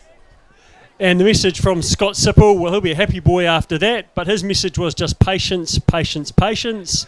He said that, much like Mark Glidden, he said we've defended lots, and if we be patient and don't make any errors, our time will come. Injury update, no problem with Matt Grajewski. He's about to go back on the field, but Javan White has done his medial ligament. He is gone for the day. Well, I hope it's only for the day. I hope it is only for the day, because he's a big loss. As straight away from the kickoff, they go out there through Ash Little again, looking to see if he could go 80 metres instead of 40 metres, but doesn't do so. The Tigers in possession, 12 metres their own side of halfway. And Matt Crowhurst mentions that Scotty Sipple gave the instructions to be patient. Well, they had a lot of time to be patient as Elian Nakuri just puts down that pass inexplicably. But the Tigers had a lot of time to be patient in the first half there, Warren. They didn't see much ball. Yeah, that's true. Well, they had to be dogged in their defence. Elian Nakuri there, that pass was just a fraction behind him, and he wasn't able to turn and pull it in. But, you know, we made the comment that Britain only kicked and found touch 12 metres further upfield, and it was a wasted kick and a wasted end of the set. And the Tigers have turned that right back on the Devils from that scrum, and a couple of tackles later, attacking with a bit of freedom because they're near halfway, and they score a try down the left-hand side. So, I mean, that's the sort of, you've got to maintain the pressure on the opposition at the end of a set. Scrum won by the Devils. They're already inside Tigers territory by 15 metres, and that's David Famita, and he'll be pulled down 2 metres from the sideline. Long ball back across field, out there through Britain, and straight away he finds Arrow running straight and hard up centre field. He'll be stopped 30 metres out from the Tigers line, played back to Beryl, goes out there through the big man there in Dylan Smith, and I think he found, is that Mullen with the ball? Quick play back to Beryl. Now he goes out there through Murphy. Murphy finds Dylan Smith. They keep it alive, the Tigers. It's now again there with Arrow. And he'll be wrapped up and backslammed, only 7 metres out from the Tigers line. Played back to Beryl. They go the short side again. It's with Murphy. Tries to hold off Foster. Foster has hold of him, and eventually they'll wrestle him to ground, only 9 metres out. Here's the last play for the Devils. Will we see the bomb? No one's used the bomb in this match. on the last play there, Warren, as it kept alive there. It's like volleyball. The referee's called a knock on in there. I thought it went backwards, but he's closer to the action than I am. But the Tigers out of danger, just putting a little bit of marker defence pressure on the North Devils, and they come up trumps with the turnover, 10 out from their own line. Yeah, the enormous Dylan Smith out there just volleying it from one hand to the other, couldn't maintain control. Lock in, hold, go. Certainly Dylan Smith, he's plenty of red meat and full cream milk since his time down there at the Wynnum Seagulls. He's certainly bulked up a lot from his time down there at Cougar Eye Oval. The Tigers in possession, 25 out from their own line. That's Dean Britt taking on the defence. Only makes about 6 metres. He'll be stopped 15 inside his own territory. Played back to Walters. Are you suggesting they've got some good restaurants around Nunda rather than Wynnum? They'll have you down at the bay for that. He's certainly a big man. And here goes, is that Luke Lavelle running out there for the Tigers now in 16? I don't think that was Little who had the ball. It comes back across field there through Walters. He goes the midfield bomb. It comes off the outside of his foot. It'll be difficult to take, but it's taken there well there by Lucas. Being pushed towards the sideline, does well. Manages to stay infield by about 2 metres there under immense pressure from Vunivalu and Hogan. As Famita comes back across field. Just trying to work out what is happening for the Tigers in the absence of Javon White, and I think you're right, Luke Lavelle at outside centre, at left centre I should say, and I think Michael Kai has gone to the left wing. And Ilya Nakuri has now dropped back to the custodian role, and well, he's certainly shown he's got a good pair of hands on him, so it'll be interesting to see if he can inspire the Tigers with some broken play running as well. He might get a little bit more space, you know, Warren, coming in from fullback as well. Yeah, well, we'll see how he goes. He looks pretty comfortable out there right now. There's Beryl. Goes back there to Murphy. Murphy, kick downfield, not a bad one, but it goes straight down the throat of Ilya Nakori. And he'll bring it back 20 metres, accelerating, straight back to the line of North's chasers, and he'll be stopped 18 his own side of halfway. Beryl into dummy half. Oh, a flat pass there through to Vunivalu. Gets away with it. Vunivalu can't use the ball to get up. In fact, there was interference in the play of the ball, so a penalty to the Tigers. And that's one they could desperately use with, and this one only 3 metres inside their own territory, and a good platform to launch attack from, Warren. Yeah, Rhett Webster penalised there for some interference in the play of the ball, and this kick isn't going to find touch. Well, he's kicked it 35 metres downfield, but failed to find touch. One of the cardinal sins of just turning over possession to the North Devils, and the Tigers have to do it all over again.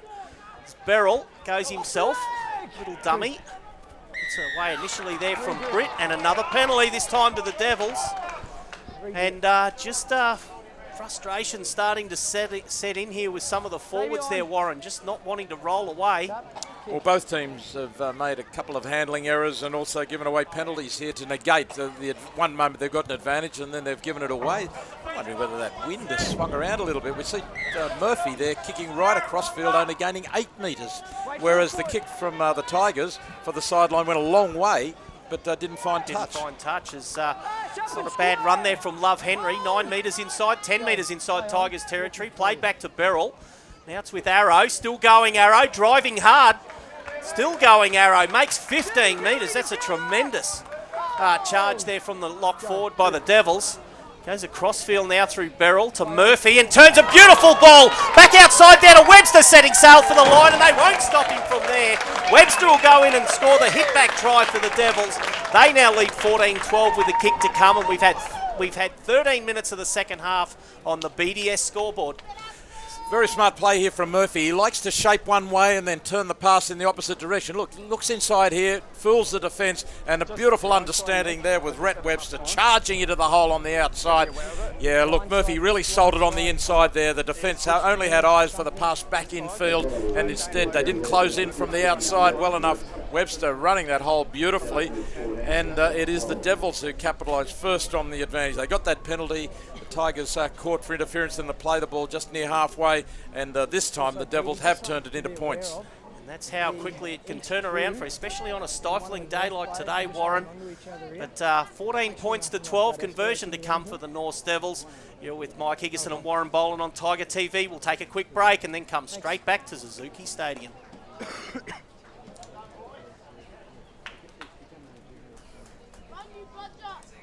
Wow, what a great try there by Murphy. He just engineered that beautifully. He drifted out there. So Murphy setting this ball for the conversion of Webster's try, and he'll be about 24 metres out, about 15 metres from the eastern sideline. Once again, that breeze will carry the ball this direction, but Murphy, fairly competent kicker. I'd almost back him in as a right footer from here, Warren. Yeah, it's 14-12. Odds with him. He kicks it low. In fact, he's hooked it. You put the Incredible. knocker on him. We both did. That's like a two-wood shot of mine down at the Birkdale Greens, I tell you. He's hooked it across the face of goal, so conversion attempt unsuccessful there for Murphy. But the Devils now lead by 2 points, 14 points to 12. We're really getting into that important phase of the game here. We're 15 minutes into the second half. Tigers restarting. And in fact, nice deep kick-off. Whoever wins this game, is going to feel like they've played pretty well. Whoever loses it is going to go through the video and see a lot of things they could have improved on. And that could be either team. So Norse bringing it out from their own danger zone, 22 out from their own line. Over near the eastern sideline. Good, mate. That's a good line. Good distance. Webster charging forward, makes good ground. In fact, that's Hemi Mullen, sorry. Daniel, wait. And he's managed to find a little more space than he did in the first half. Forward. Murphy, that was a forward pass, and the referee and the sideline official have got it. And it was that tackle, I think, by Daniel Foster. Was it Foster who made that tackle there, Warren? And he just managed to push the player, offloading the ball back towards his own line, just for that split moment, and the ball's just gone forward in the motion of offloading that pass. Yeah, Murphy becoming a little busier with his running game, rather than just kicking as he did a lot of the first half. But he did have a few darts in the first half as well, but that time a busy run, stepping through. But yeah, contact with the tackler and just trying to offload at the same time. Did have the player coming through alongside him. Foster to feed the scrum. 5 metres inside North's territory, so good attacking platform for the Tigers. Untidy pickup at the base of the scrum, but Vunivalu ends up with the ball and he'll be stopped 10 metres inside Devils territory. Can the Tigers hit back with a try? They trail by 2. And we're 16 minutes into the second half here for the Black and White Cabs Cup at Suzuki Stadium. In centre field now, the Tigers. Played back to Walters. They go the left side out there through War, and that's good hard running. Ashley Little, the try scorer, and he'll be stopped 19 out from North's line. It'll be a slow play the ball though. They come back the open side again. Goes out there through Foster, and it ends up with Britt, and he'll take the tackle only 12 metres out from the line. Walters, War, space, run around, still going Walters. Offloads back to War. Now he gives it to... well, they've kept it alive. It's now ended up with Dean Britt coming back towards the uprights. I don't think that was exactly the game plan, but he'll push the defence right back. Here's the last play for the Tigers. Plays it back to Walters. Grubber kick straight away. Be picked up there by the Devils. No knock on. It's a great pick up there by Dylan Smith there, Warren, for the big man to get down that low. An amazing pair of hands. Yeah, good work by the Devils to hold out. The Tigers were trying a few tricks with Walters and War. Now they've got a penalty against them, the Tigers. So not for the first time we see this penalty, which too many teams concede inside the opposition 20, just releases the pressure, just trying to slow the ball down. But is it worth it? Is the benefit of slowing the ball down when you've got a team in their 20, you've got them caged, and all too often teams let them out. Wait for the foot. Well, I've got the penalties now 9-4 to the Devils, and it's really a one-sided penalty count. You know, a lot of the other statistics are pretty one-sided after a dominant first half from the Devils. As Lucas comes into the line, steals about 10 metres, takes it well inside Tigers territory. Quick play the ball back to Beryl. He'll take 10 metres and gets a good ball away there to Grenke, who's back on the field. And Grenke will be stopped 27 out from the line. Played back to Beryl. They come the open side there through as a tap on. It was Britton, a long floating pass out there to Famita. He managed to tap it on there to Michael Lucas. And Lucas will take the tackle only 16 metres out from the Tigers line. Played back to Beryl. Now it's with Britton again.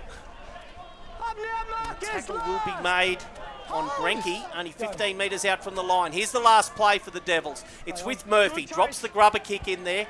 Be picked off there safely there though by is that Elian Ukori dropping back, who's managed to take it, but he's been tackled in goal. Kai, it was. It's Michael Kai. So East Tigers will be forced to drop out yet again. Well, they've gone from one end to the other on the back of that penalty there, the Devils. That penalty on their own 20 ends with a grubber into the end goal and forces the 6th dropout by the Tigers in the game. And that's a great result for the Devils. From one end to the other, pressure was on one moment, now the pressure's been reversed. With Mike Higginson and Warren Boland on Tiger TV, brought to you by Suzuki and the East Leagues Club and BDS, and of course today is Black and White Cabs Cup Day. And the cup is on the line, 14 points to 12. North's leading the Tigers, and we're 20 minutes out from full time. And a good hard run there by the big man, Hemi Mullen. And just like his name says, the big Hemi powers on to within 5 metres of the Tigers line. He's a big unit to stop when he gets a head full of steam. Murphy tries to offload out the back. It's been put down there by the Tigers. Good defence. Put down there by the Devils, sorry. Good defence from the Tigers.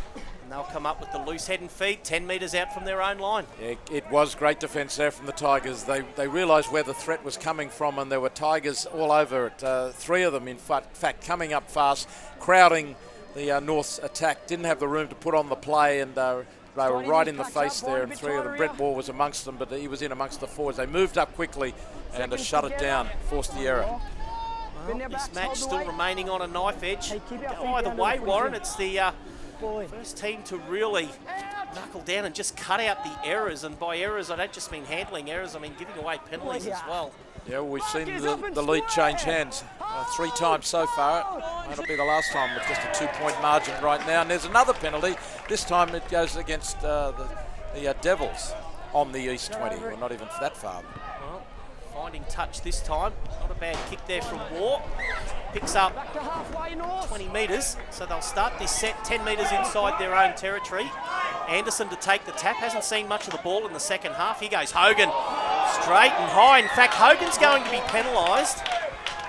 He raised the arm. I actually didn't think it was a forearm. I thought it was just a good old don't argue on the on Love Henry, but the touch judge has come in with his flag, so he's going to hear a report.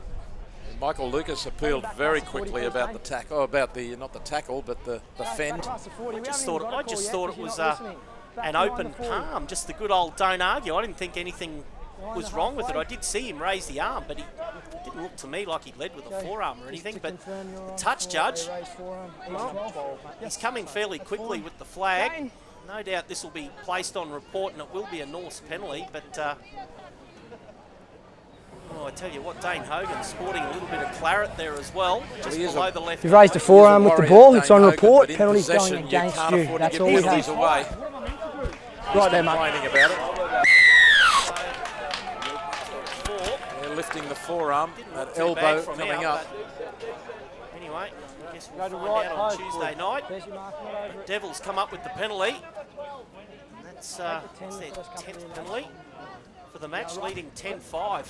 Far too many penalties given away, not only in this game, but by the Tigers this season. They're a better side than that, and they're just allowing the opposition, just keeping that door open for the opposition to come back at them. As Love Henry takes the first hit up there for the Devils. Straight away in over the top. A lot of interference there from Grajewski, gets away with it. Plays back to Beryl, now it's with Arrow. Arrow spinning around as he does. He'll take the tackle 9 metres out from the Tigers line. Beryl into dummy half. He's got Grenke on his right, but he comes out the left side, out there through Britton, and the big man, Grajewski, there to meet him. They'll put him down 6 metres out from the line. Beryl goes long again out there through Murphy. An inside ball there to Grenke. Grenke takes on the defence, and he'll be stopped 4 metres out from the line. Played back to Beryl. Now it's out there through Murphy. Not a particularly good pass. He manages to get down low enough to take it. And they're still in possession, the Devils. Here's the last play. What will we see? It's usually been a grubber kick into the end goal, and it is again there from Murphy. Getting back there fairly easily this time is Elian Ukori. He's in the custodian role for the injured Javan White, and yet another dropout for the Tigers from underneath their own post there, Warren. Yet dropout number 7 for the Tigers. Yet the Tigers are only 2 points behind. Normally it's such an overwhelming count. The number of times you've been forced to drop out from between your own posts and hand over possession would mean you'd be 20 or 30 points behind. But this is an unusual game. Billy Walters with the dropout, and it's a good one. It's not bad. It'll go 50 on the fly, 53 on the fly. That's the longest dropout he's done today. probably start giving statistics on dropouts today, Warren. There's been that many. But the Devils in possession, 16 inside Tigers territory. Metres gained by dropout. Goes out there through Britain and he finds Famita. Famita straight and hard. And he's met there by Hogan, slowed down for long enough, and with the help there of Vunivalu, they put him down. Played back to Lucas. Now it's with Britain. Britain, slow, inside pass there to Grenke, and Grenke takes the settler only 12 metres out from the Tigers line. And another penalty again, a hand in underneath, and it's against Foster, I think, this time. When you're ready. So yet another penalty, quick tap taken there by Beryl. Just puts the wind up the Tigers, comes back straight away. And just to make the tackle only a metre out from the line, Beryl. He goes out wide there, out through Murphy, who passes it long. Tackle's made. Outside centre out there. Devils in possession, only 3 metres out from the line. That was Jared Dodd with the ball. Now it comes back there to Molo, back on the field. And Molo, he'll be stopped 4 metres out from the line. So the Tigers, it's nothing new for them to be defending down here this afternoon. It's with Arrow. Now it comes out there through Britain with Love Henry. Tries to hold off the defence. A great ball out there to Famita. Now it's with Lucas. Lucas coming back infield. He'll take the tackle. And good defence there from the Tigers. Managed to read that, Warren, and eventually they'll wrap up Lucas 15 out from their line. Yeah, good defence. Famita. Now it's with Britain. Slow pass. Grenke, there doesn't seem to be any intensity from the North's play. It's more like an Ipswich Jets attacking style here. Beryl, it's put down there by Famita. It'll be picked up there by Anderson. The referee says knock on. And if that was the last, it'll be a changeover. Is that what he's calling here, Warren? I think it is.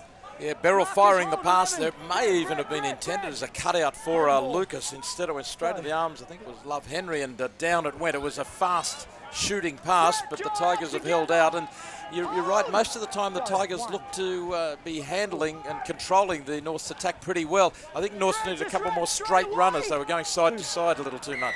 Well, they just seem to take their foot off the throat of the Tigers. As another penalty comes this time to the Tigers. And that's getting ridiculous now. 11-6 the penalties. Tigers just take a quick tap this time. And Grajewski, he'll steal the easy yards, 15, 16 metres. The Devils had all dropped back for that kick for touch, and it wasn't coming. And Grajewski, he was the beneficiary of some good yards as big Francis Talau, he'll take 15 metres as well. So 2 hit-ups, and the Tigers are in good attacking position. He'll play it back to Walters. He'll go the left side out there through War. Now it's with Britt. Britt finds Ash Little, that's the try scorer. And Little will be pulled down 25 out from the Devils line. He'll play it back to Lavelle. It comes back through War. Now it's with Jake Foster, not going anywhere. North's defence up to the task. They'll pull him down 19 out from the line. Walters had a good game, Walters. It's there with Foster. Elian Ukori. Now it's with Anderson. And a copybook tackle there by Famita puts Anderson on the deck. Goes to Elian Ukori. Tries the little grubber kick in goal and comes up trumps. He's forced the grounding in goal. Elian Ukori pulls out the pocket play. And this will be the first repeat set for the Tigers for this match, I think, Warren. Yeah, the ledger says 7-1.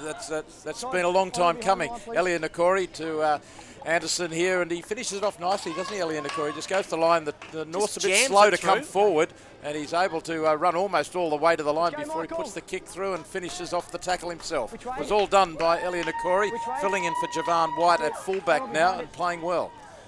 Well, the North Devils dropping out from underneath their uprights. 14-12 they lead. There's 13 minutes on the clock. This game could still go anywhere. It's an arm wrestle.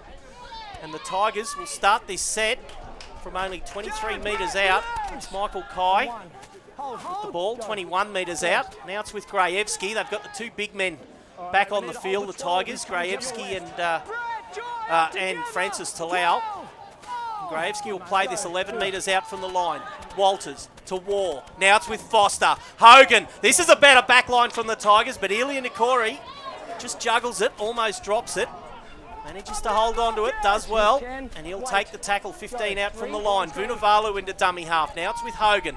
He has his ankle tapped on the way through, and Hogan will be forced to play it 5 metres out from the line. The Tigers on the boil. They're on the hunt for another try. Walters goes himself. Tries to get there, but the marker defence is too strong. They'll turn him around a metre out from the line. Here's the last play for the Tigers. Foster puts it through the hands. War, he jams a little grubber kick into the in goal, and the Norse Devils will let it go dead. So this will be a 20-metre kick restart to the Devils, and the Norse side out of danger again. It's 14-12 to Norse on the BDS scoreboard. There's 12 minutes of play remaining for the East Leagues Club. Here's Matt Crowhurst.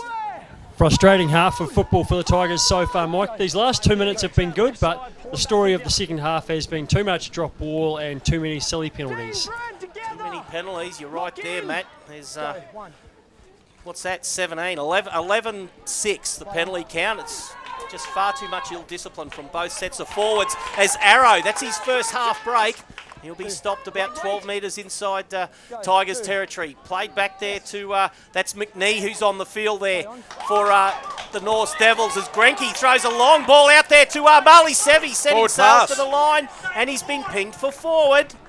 Well, the pass looked good, the attack was good, but just the referee and the touch judge, they were onto it fairly quickly. It was just that overhead pop pass. It was like a netball pass, Warren. Well, Murphy linking up with Grenke. Grenke making the break, and then as the defenders came towards him, floating it out wide. And, well, from here, it looked okay, but the referee is in a better position. But they were racing away for a try, which could well have been a match setter. We've only got here. We can have another look here. As you'll see Murphy get away down the right-hand side here. Grenke looms up in support and pass.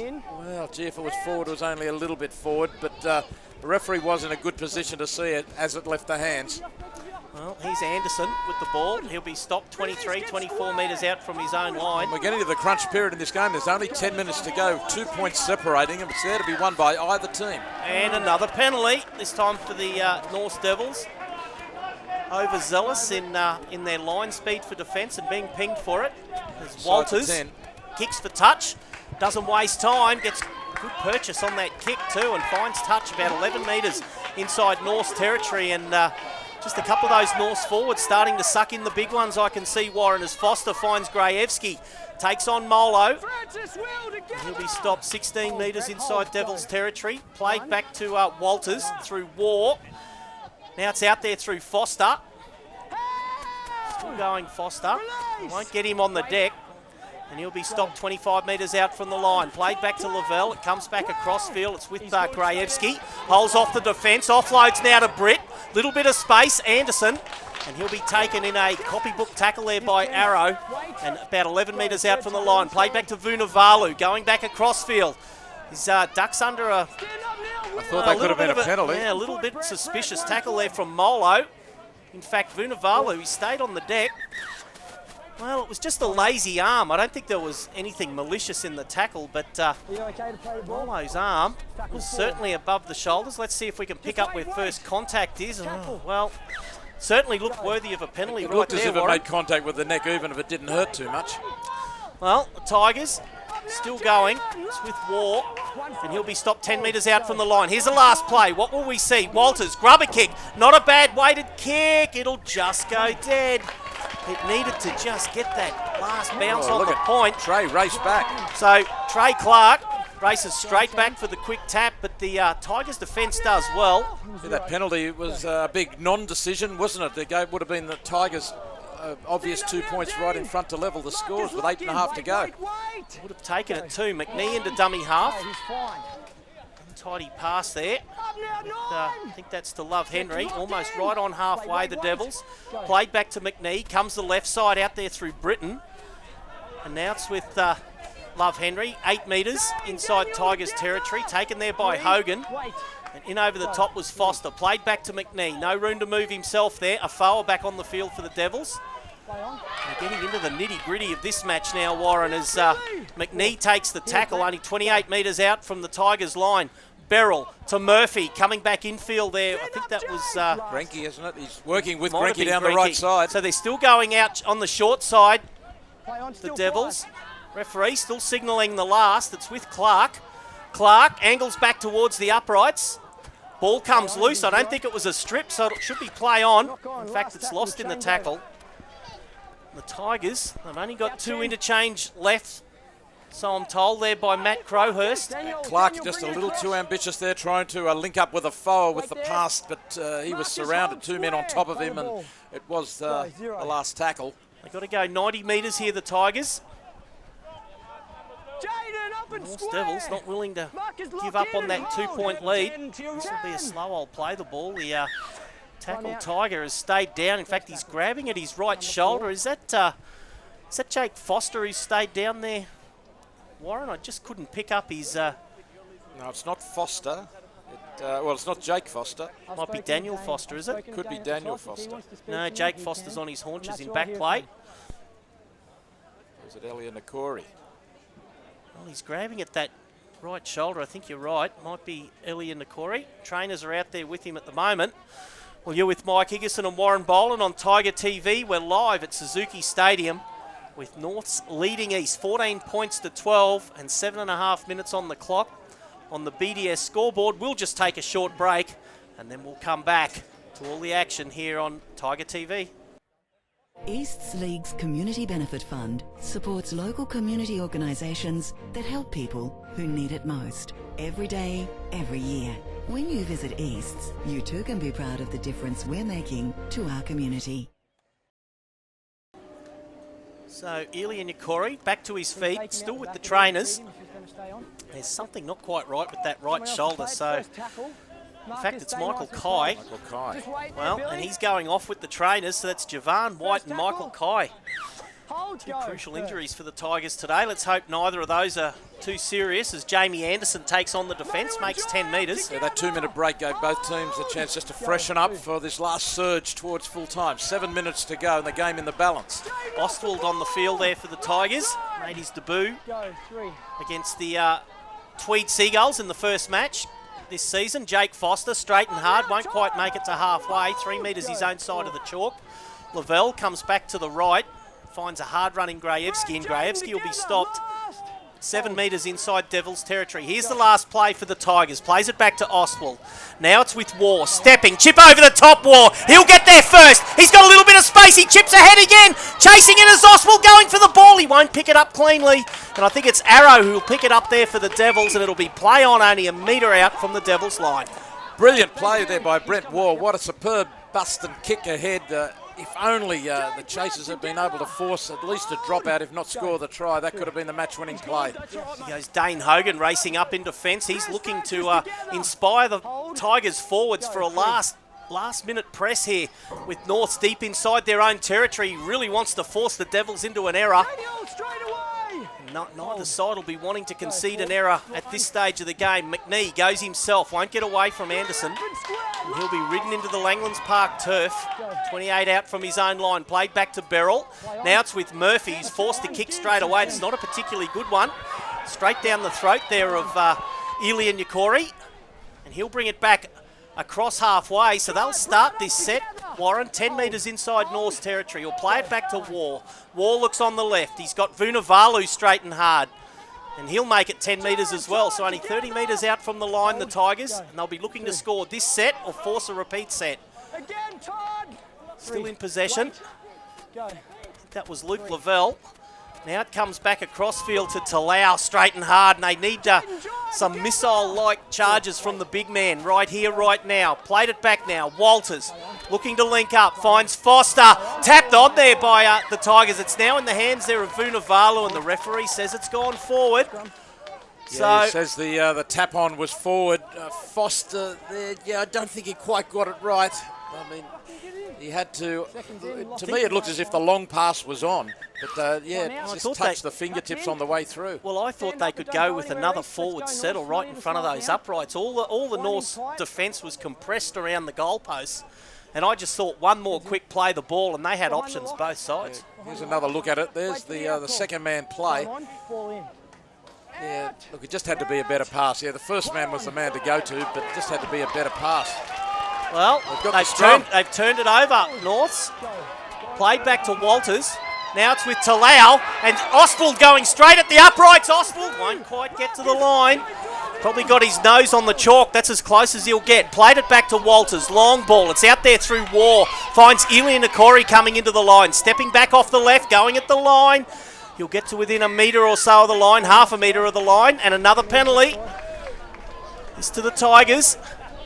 Now, Jake Foster turning around asking if we should go for the 2. Even the trainer's got his fingers up for the 2. I don't know that they should go for the 2 here, Warren. I think the win's on offer.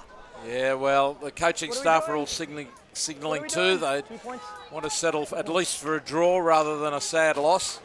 Well, 4 minutes and 8 seconds on the clock, and Billy Walters will step up. And from about 17 metres out. Not the easiest kick, though his previous one from out that side wide was a good one. So Billy Walters will stay with this kick. It's an important kick, looking to split the points. I can see where you're coming from, Mike, because Norths have been forced to do a bit of tackling in their own 20, and they're ready for the taking. Well, I thought the Norths' defence was spent. I was watching the forwards in particular were sucking in the big ones. Here's Walters' penalty conversion, and it's successful, so he levels the score, Billy Walters. So, didn't muck around either. He got on with it pretty quickly there. Well, Norths, they've scored 3 tries to 2, but Billy Walters kicking. 3 from 3 he's landed. Has been the godsend for the Tigers. So the Norths will come back for the restart. And of course, what happened very quickly while we're on a replay there was that the North Devils lost the scrum.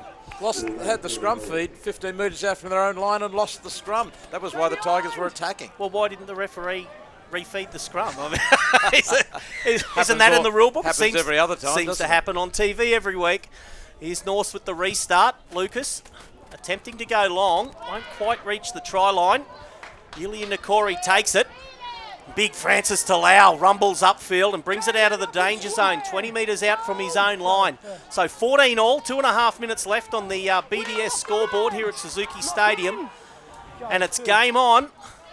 And it'll be Ostwald will take the ball forward. He'll be stopped 12 metres, his own side of halfway. Talau looking to wind up, throws a good ball there to Foster. On to Hogan now. And Hogan will make it up over the chalk of halfway. They need to burst to halfway here and go for the field goal. Played back to Anderson. He's with Billy Walters. Walters with the ball. Takes on the defence and he'll be stopped. 8 metres inside North's territory. Here's the last play. Ostwald, Grajewski. They put it through the hands. War. In fact, it wasn't the last tackle. I think the referee was just signalling that the sun was in his eyes. Little chip over the top. And in fact, it was the last. It'll be picked up there by Marley Sevi, saving the day for Norths. But they'll start this set only 16 metres their own side of halfway. There goes Arrow. And it becomes a factor which way the wind is blowing, but I don't know that there's a strong wind for either team out there at the moment. Well, Ilian Nakori is dropping right back for the Tigers, so he's expecting the what we used to call the Adamson, the big long kick and chase. It's not coming at the moment though. Arrow, solid contact there, and another penalty. Costly penalty. This will put the Devils in prime position for a field goal if they don't take this penalty shot. Now it's 40 metres out. Has the goal kicker got the length 40 metres covered? Well, they're looking around and Murphy's going for it. And at 1 minute 10 on the clock, this match will not restart unless the Tigers catch this ball in the field of play. But Murphy, from 40 metres out, right in centre field. Well, he's got the length, Warren. He can kick 40 metres. Yeah, there have been a lot of penalties in this game. The count now, something like 12-9, is it? Whoa, what have I got? Oh, there was a penalty up here to the Tiger. I think you're right. I think it is. There's so many. 12-9. 12-9 the penalties to the North's Devils. So 21 penalties in the game, which is a very high penalty count. Just a little while ago, there was a possible high tackle, which East didn't get the benefit of a penalty right in front of the post. But now this crucial penalty is on the boot of Todd Murphy from 40 metres out, right in front to win the game. Well, it's going to be full time. There's 20 seconds and counting. They won't restart unless this ball falls short of the uprights. I don't see anyone trying the rugby union tactic. The referee should have stopped the clock here. Well, so time's run out. And Murphy, we know he can kick 40 metres, but this is a pressure boot. This for a win or a draw. Dane Hogan trying to make it look like it's windy and swirly. Murphy taking his time, 40 metres out in centre field, kicking for the win for the North Devils. 14 all the score, time is gone. The crowd absolutely giving it to Murphy. Now the referee stops the clock. Well, don't Well, know. he hesitated there. I don't know which came first, the referee blowing the whistle or Murphy hesitated. Jake Foster trying to get the crowd to make as much noise as possible. Here's Murphy. It's a terrible kick. That won't go the distance, and it's taken there by the Tigers in goal by Anderson. Now it's with Ilian Yukori. He'll set sail, pass the ball out wide. It's with with War. Still going War. He needs to offload, but the tackle will be too strong for the Devils. He'll be hurled into touch, and this match will finish with points being split by the North Devils and East Tigers. An absolute cracker for the Black and White Cabs Cup here at Suzuki Stadium today. In fact, referee is now, why is he packing a scrum? Time is up. Well, time was well and truly up, unless the referee signalled time off. And the clock didn't stop. And well, the timekeeper didn't notice it because he did let it go a long time. And then remember he's he blowing it now. He's blowing it now. Well, a little bit of confusion reigning maybe supreme. That was when, remember the referee, just as when Murphy hesitated, maybe he was actually signalling time back on. Yeah, it's not and worth that we lost a minute there of play, which easily. Yeah, could have easily been very valuable. I think there's been a misunderstanding there with the timekeeper. That's my interpretation. I might be wrong. Well, full-time blowing here at Suzuki Stadium, and the East Tigers and the North Devils splitting the points, 14 all. We will talk about that second half. An interesting second half it was too. But both sides, I think they're absolutely spent. They'll know they'll have played a game of football tomorrow, celebrating Easter with their families, no doubt. But 14 all, you're with Mike Higginson and Warren Boland on Tiger TV. We'll take a quick break, and then we'll come back and sum up the second half here at Suzuki Stadium. For a cab, call 13-ECAB. That's 133 Black and white cabs are on call every day in every way. Simply pick up a phone and call 13-ECAB, and we'll be right there. You can send a text for instant dispatch.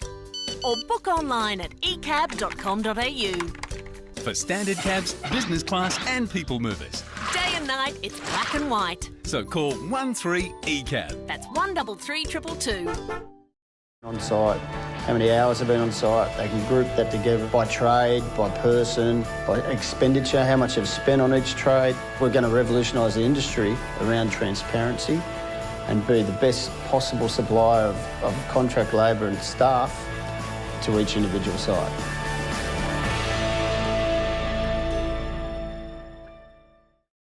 Well, full time here at Suzuki Stadium in the round 4 clash between the East Tigers and the North Devils, and both sides splitting the points. A 14-all draw. I guess there's in some quarters they'll say it's a fairly apt result for the both sides. They had contrasting halves of football. I thought North Devils were vastly the better side in the first half, and I did think the East Tigers dominated the majority of the second half. Very similar game plans adopted by just wanting to turn those big forwards around and just play it in the opposition half. But 14 all, they're doing the presentation at the moment for the Black and White Cabs Cup. I don't know how you can present a cup when the match is a draw. I would have thought North would have held on to that cup. You don't want to cut the cup in half. But 14 all, Warren. Your thoughts on the second half? Well, look, I mean, what do you say? I think you've made a good point that in the first half we saw North so dominant, but only came away with 10 points to 6, 2 tries to 1, and they only got those 2 tries just before half time. The second half, early on, both teams have scored a try. Only one of them was converted. That was Billy Walters converting the little try for the Tigers very early in the second half. North's hitting back with when Murphy set up Webster for his try, but couldn't convert that. At that point, it's 14-12 in favour of North, and I reckon we've gone 25 minutes without any more points. 25 minutes where neither team could add a point until Billy Walters kicked a penalty goal very late in the piece to make it a 14-all draw, and then, of course, the nail-biting finish there, which had the crowd right on the edge of their seats, where Todd Murphy probably should have kicked that goal if he had the length on it. He really didn't hit the kick well. It was low and wide of the posts, and that was for the win, 16-14. But in a game like this, where it was punctuated by penalties and so many mistakes, and I really think the second half probably didn't get into the kind of gear it should have, because there was a lot of potential in both teams shown in the first half with their attack. Admittedly, the defence was very solid by both teams, but I just felt the second half probably was punctuated by too many interruptions due to those penalties and errors. And both teams, I think, will look back on it and think, we really could have won that game. We probably could have won that game by 3 or 4 tries. That's the number of opportunities they had. What is remarkable, though, we keep going back to that stat, in the end I think it was 7 dropouts by the Tigers to 1 by the Devils. And you'd think that a team that has to drop out 7 times in a game under that kind of intense pressure would have been the loser. Well, not only the dropouts, but the penalties at that stage as well. At one stage before Norths had their first dropout, it was 7-0, and the penalties at that stage were 9-4 as well in favour of the Norths Devils. So the repeat set dominance from the Devils. Here's that Ash Little try. That's just a superb, sublime pass from Jake Foster, and Little showing an incredible set of heels to go 45 metres, and that was only a minute or so, 90 seconds into the second half, and that is exactly the start that Coach Scotty Sipple would have wanted. And we thought that it was a different East side from the outset in that second half. The forwards were getting up very quickly. They were forcing Norths into errors, but just the physical nature, the contact on those Norths forwards, they were really making them pay, and the Tigers dominated for a long period of time. Yeah, that was a great start, wasn't it? As you say, a lovely pass from Foster and Ash Little. I mean, earlier in the game he replaced Matt Grajewski, but he produced that turn of speed for a back rower. I mean, that is very handy to have in your team, both as a back rower and as a utility where he can slot in anywhere. And this is that Webster try. That was just a superb pass from Todd Murphy, and admittedly they've scored 3 tries to 2, the Devils, and on that stat alone, perhaps they probably feel a little bit ripped off that they didn't come away with the 2 points. But Todd Murphy, he only landed 1 goal from 4 attempts today. He only had to land a second goal, and they would have had their noses in front, the Devils. But well, even that Webster try, it wasn't as if it was scored right in the corner. No. It was about 10 metres in from the sideline, kickable. And crucially to the Tigers for the future weeks, there's obviously Michael Kai and Javan White having both gone off with injuries. So let's hope they're not too serious. Yeah, that's one point that's to the credit of the Tigers today for sure, because the fact that they lost Javan White by half time meant they had to battle on with 16 men. That that is something they had to overcome, let alone later on the loss of Michael Kai, just to complicate the situation in regards to interchanges. Yeah, I thought the Tigers dominated in the forwards for the majority of that second half as well. They really put the Norths forwards under the pump, and when the 2 big men came back on the field, Grajewski and Talau, they really started hammering them. And you could see there was a couple of occasions you could really see those Norths forwards starting to suck in the big ones in back play. And when they got that penalty that they levelled the score with, I don't know. That's the forearm from Hogan, which I'm still not penalty in possession. Well, just see if we can see that again. I thrust his arm and forearm up. I still thought it was a don't argue with an open palm, but and if it was, that's a penalty that should perhaps not have been given, because the touch judge has come on very quickly with the flag. As soon as he's seen the arm come into contact with the Norths player, he's just come straight on. So the penalty has to be given from that moment. It's certainly a critical one. When you give away a penalty in possession, that's one more blow to momentum within the team. There was that moment in the second half as well when the Devils had a try disallowed. If you remember, Murphy linked up with Grenke. Grenke floated the pass over the top in the direction of his winger. It was called back for a forward pass. It may have been forward, but it was only just. The referee was in good position to rule on it. He was indeed, and it was at a time too. Had that try been scored, I think it would have been curtains for the Tigers. So certainly a near thing. Both sides had probably 2 or 3 opportunities to come away with the points in that second half. And unfortunately for both, I know coaches don't particularly like coming away with draws, but those players are absolutely spent as they left the field. Well, you're with Mike Higginson and Warren Boland on Tiger TV. We're live from Suzuki Stadium, where we've just seen an incredible 14-all draw, a grafting draw between 2 very committed sides. We'll just take a quick break, and when we come back, we'll have an interview with Tigers assistant coach Darren Smith.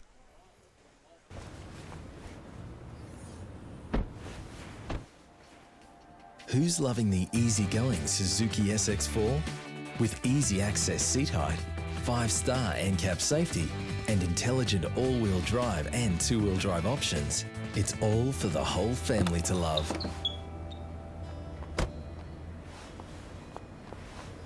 Suzuki SX4. It's love at first drive. Yes, welcome back to Suzuki Stadium, where we've seen a 14-all draw between the Tigers and the Devils. An amazing game of football in many ways. In fact, I'm just thinking back to right at the very beginning, where we saw Norths on the attack and Trey Clark threw a pass when he probably could have run over and scored a try himself. But I'm joined by the Tigers assistant coach, Darren Smith. And Smithy, coming back from watching that pretty sterling 80 minutes, punctuated by a lot of penalties and a lot of dramatic moments which both teams could probably have improved on. But how do the coaching staff feel about a 14-all draw after so much action? Yeah, last night I was at the Broncos, and what a dramatic game that was, and it was a pretty close fought win there. And today, just another exciting game of rugby league. And it's as a coach, it's very hard because you obviously you want your team to win, but all in all, I think rugby league came out of that as a winner. In that. Would you like that to have gone to extra time? Golden point? Yeah, I don't mind golden point, yeah. Let's have a decision. Well, you nearly got a decision, because if Todd Murphy lands that penalty goal, you'd be feeling a lot worse than you probably are right now. 1 point's a lot better than none. Yeah, no, he was, luckily for us, he was off his kicking during the game, for his goal kicking, but his general play kicking, he was excellent. It's just always landed in goal. I think we had about 8-9 repeat sets. We had to, dropping out and trying to tackle again, and they just wore us down. And, but credit to our boys, they really toughed it out. There was a lot of times there when they were really struggling, and there was doing a lot of defence. But they hung in there, and we're probably a little bit lucky to get away with that 1 point. Yeah, pretty courageous when you think about all the tackling they did have to do, defending those repeat sets and penalties as well. What's your view? The penalty count was something like 12-9, 12 penalties to North, 9 the way of East. That's a lot of penalties for a start, but just concentrating on the penalties the Tigers gave away, is there an area that can be fixed there? Oh, there's always areas that can be fixed after a game, and we've got to go back and look at the tape and just see what was the cause of those penalties. Whether it's just not laying in the tackle or just being a bit lazy. With the amount of defence that we did, eventually some of our guys were getting a bit too tired and we were struggling to get off the tackle. And we can look at those, and we'll have a look at all the penalties and see where we need to fix them. But also, in credit to our guys, we had more or less 2 outside backs. Javan at the back there had to go off the field, and Michael Kai on the wing had sustained an injury, and was struggling there as well. So when stayed on. Yeah, we don't really plan to have backs getting injured in the game, and to have 2 of them getting injured was pretty tough for our guys. Yeah, on the positive side, particularly in the first half, I thought the attack looked really promising. Kind of broke down once or twice, weren't able to capitalise, but it seemed to be functioning very. A lot of combinations starting to develop. Yeah, it's we seem to be having the same players week in, week out. We have a few changes here and there, but and they're forming those combinations pretty well. And a couple of the plays in the first half, we let ourselves down. We didn't get to where we wanted to get to, and if we stuck to our game plan a little bit more, like Anderson there in the first half, he's over the try line. If he went in a little bit lower, stayed upright too high, and they held him up over the line. We just little things like that can can get you extra points that you need. On the other hand, in the first half, I thought the completion of the sets left something to be desired. The kicking game on the end of them just wasn't always nearly as effective as it needed to be. Yeah, no, our kicking game today, was in comparison to North's was pretty poor. Yeah, and you're right. It was a pretty tough comparison because Todd Murphy was very good. Yeah, he was really on his game today, and credit to him. He had a great little kick in there and always got him behind us. But, our completions, we were around the 70-80%, same as North. It was a very high completion game today. And, and as you've seen, it was a very good game to watch. Yeah, completions in terms of handling, but not in terms of penalties.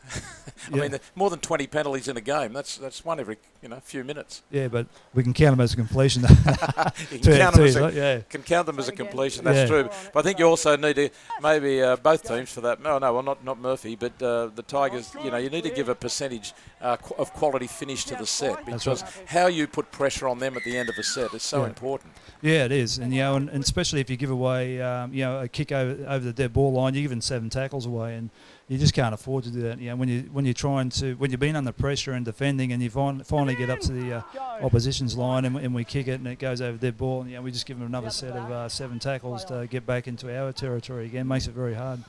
Who impressed you today for the Tigers? Who are you really happy with?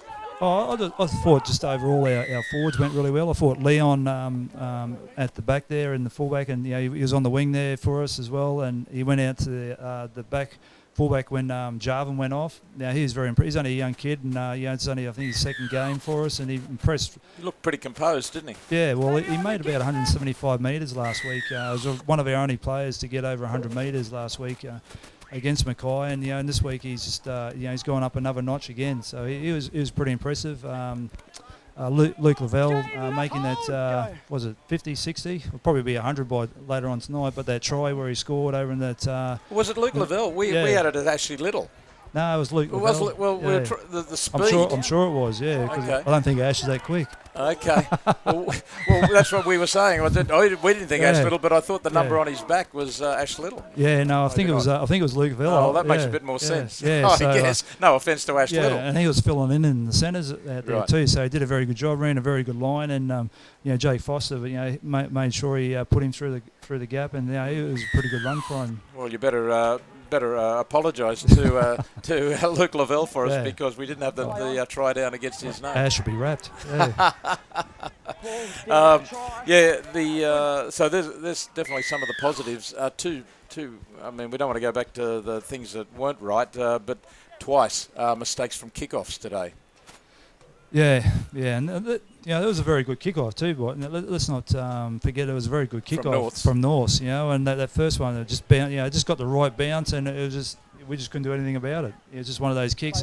It landed just in front of the players, so they weren't able to get to the ball. And once it bounced, it just had one of those freakish bounces that just went out over the sideline, and that was very good play by Norths. So how do you assess then a 14-all draw? Was it one that got away? Was it one that you were lucky to get a point? How do you see it? I think if you look at both sides, would be thinking, well, it's probably a point that got away. We did very well with the amount of ball that Norths had to be able to hang in there and be in there and fighting to the end there. Norths had plenty of ball, had plenty of opportunities, but we just kept turning up, which is a credit to the boys. All right, and Scott Sipple, just to get us an idea of his mindset at half time, when Norths were leading 10-6 and had just scored 2 tries just before the break, what was he saying at half time? Oh, we were positive. We were in the game. We knew they had that many repeat sets on us coming at us, and our defence was really holding up really well. There's a couple of leaks there with those tries, but we were doing very well, and it was very, very positive with the talk, and we just got to look at the positive side of our game, and which if we got to our sets where we wanted to get to, there was opportunities for us. Have you had time to speak to Scott after the game yet? No, he was just wrapped that we got the point, I guess, in the end, and he was off there. I think we had the presentations there for the black and white cabs presentation for the cup, so he was down there with that. So 2 wins and a draw to start the season from your first 4. I guess if it was the beginning of round 1, you'd be saying that's okay. No, it's positive. We're taking a lot away from it at the moment, and we're still improving, and that's a good sign that we're still improving and that we're always looking at ways of being better, and I think we are getting better each week. And just quickly on Javan White, do you know how serious the injury is? No, I think it might have been just a cork thing, fingers crossed. But I thought Matt Crowhurst said it might have been a medial ligament. I haven't had a chance. He certainly seemed to be in some pain, but hopefully. But he did stay on the field till half time, which is always a good sign. Yeah, no, geez, he's an asset to our team. He's come across this year and new to the club, and he's just been fantastic for our side. And if he is out for an extended period, that's going to be a big loss for us. Okay, you should have Shane Newman back next week, available. Yeah, it's good to see someone's a little bit older than me that's struggling with injuries. He reckons it's just a bit of a cork that just playing up on him and not age. So he's hopefully he'll be back next week. All right. Yeah. Good on you, Darren. Thanks for coming up. Darren Smith, of course, one of the Queensland legends of Queensland footy.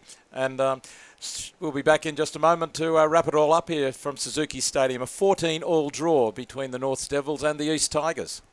Buying a new car can feel like a reality show, but who needs the drama? These deals are far from average, Joe. Come on down to Suzuki and get the best price today.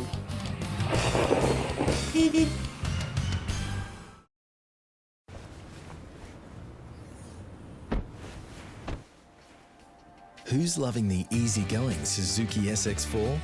With easy access seat height, 5-star NCAP safety, and intelligent all-wheel drive and two-wheel drive options, it's all for the whole family to love.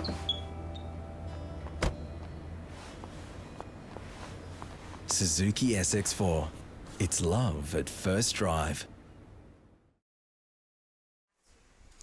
And Darren Smith, always with some positive words. There's always a positive spin coming out of the East Tigers when Darren Smith's involved. But 14-all draw, and I think the coaching staff would be pretty happy to come out with something out of that game, because games tend to be players tend to be rewarded. Games tend to be rewarded on attack, not usually defence. And the Tigers showed some incredible dogged defence in the face of adversity for long periods of time in that game, Warren. Yeah, they did show some grit, didn't they? And in that last couple of minutes when the Tigers got the penalty, I think you were calling for them to continue the attack. You felt that they might have scored a try, that Norths might have been ready to crumble there, but they'd been doing a fair bit of work as well. But they went for the penalty goal and got the 14 points all draw.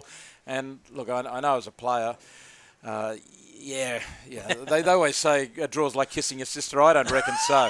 I reckon 14-all draw, you've got 1 point in the back, and you can go and have a beer with the boys at the club here at Tigerland, and you'll be saying, well, we got a result out of today. Well, history is littered with instances of teams missing out on finals on for and against. So it's certainly 1 point. I look at it as a bonus point to the Tigers because of how hard they did it without the ball and with no territory. They had nothing going for them in the first half, and I know they conceded those 2 tries late in that first half, but to lead 6-0 with in the face of adversity the way they did, I thought they well and truly earned at least that 1 point this afternoon. Yeah, I think if you can get a copy of the stat sheet from Coach Scott Sipple during the week, it would be most interesting reading to see the overwhelming advantage that the Devils had really in terms of possession, repeat sets, penalties, field position, particularly in the first half. But I would say they're probably still on the wrong end of it in the second half as well.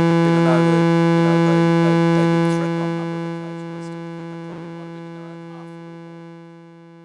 Right there, Warren. And 2 wins and a draw from their opening 4 games for the East Tigers in the 2016 Intrust Super Cup competition. It does keep them in touch with that leading pair of the Townsville Blackhawks and the PNG Hunters. Well, the funny thing is, I thought coming into today's game, they both were equal third with a total of 5 teams on equal third. So I thought one of them is going to go ahead and one's going to drop back, but it's not the case. They've probably still got their heads just in front of the pack there, who are all around the same number of points. Well, I think Scotty Sipple, he has high expectations. He's as a coach of the lower grades and assistant coach of the senior side for a number of seasons.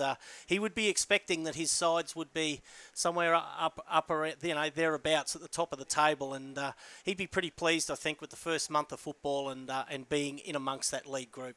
It's fascinating to see how these two teams progress through the year, what sort of football they'll be playing, later in the season, because they both look to have the potential to be right amongst it, don't they, at the end of the year? Well, I've maintained since the start of this season that I think there's a bit of a changing of the guard with the top sides in the Intrust Super Cup competition, and I think there's a couple of sides that might be disappointed come finals time, and I think there might be a couple of sides taking their places that have been struggling in the competition, and it would not surprise me to see the North Devils, one of those sides. Who do you think are on the wane?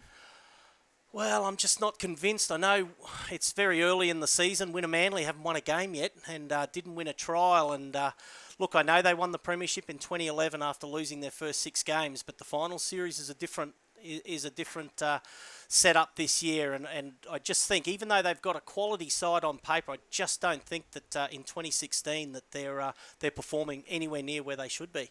The Tigers, well, they worried me leading into the first game. a little bit hodgepodge during the trial matches, and then the way they I won't say they threw the game away against Tweed. It was there to be won, and they just couldn't seal the deal. But on the other hand, last week they probably struggled all day to get on top of Mackay, but did seal the deal, did finish in front. And that's been a key to the Tigers in the last couple of seasons. They've been able to manufacture points when they most need it, and they go the full 80 minutes. And that's what I saw last week. The game against Sunshine Coast, they really grafted their way, got on top of them, and then reaped rewards at the end of the match. Today, well, they were put on the back foot for a long period of time, but they just stuck to their guns. I'm liking what I'm seeing with the East Tigers in 2016. I think every game this season has been a totally different kettle of fish for them. Yeah, well, look, they certainly can look at their defence today and think we really stuck it out. If they want to learn something from the game, I think there's a few things to learn. One, discipline against those penalties. They've really got to tighten that up. And two, to watch the performance of Todd Murphy with his kicking game, that's where the Tigers and other clubs need to aspire to be. With a tremendous control on his kicking game. And it's a credit that the Tigers' defence was able to keep them in the game today when their kicking game was hopelessly outplayed by the North Devils. There was very few effectual kicks, and at times there were kicks that were taken by players that shouldn't have even ended up with the ball. They ended up in the play.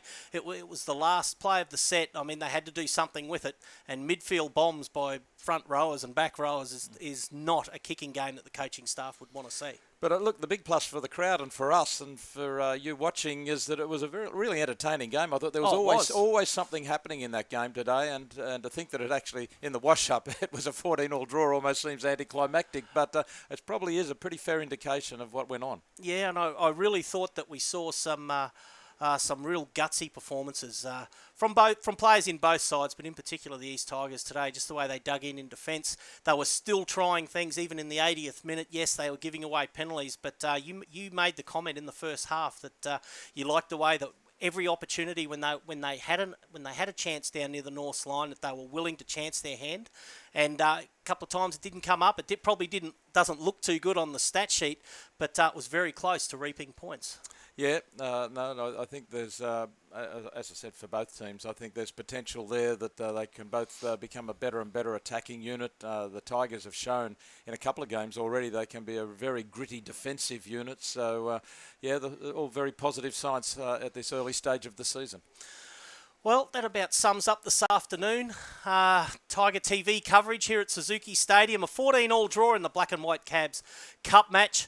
And I still don't know how they go with doing a presentation of a cup when it finishes a draw, but they've got the hacksaw out at the moment.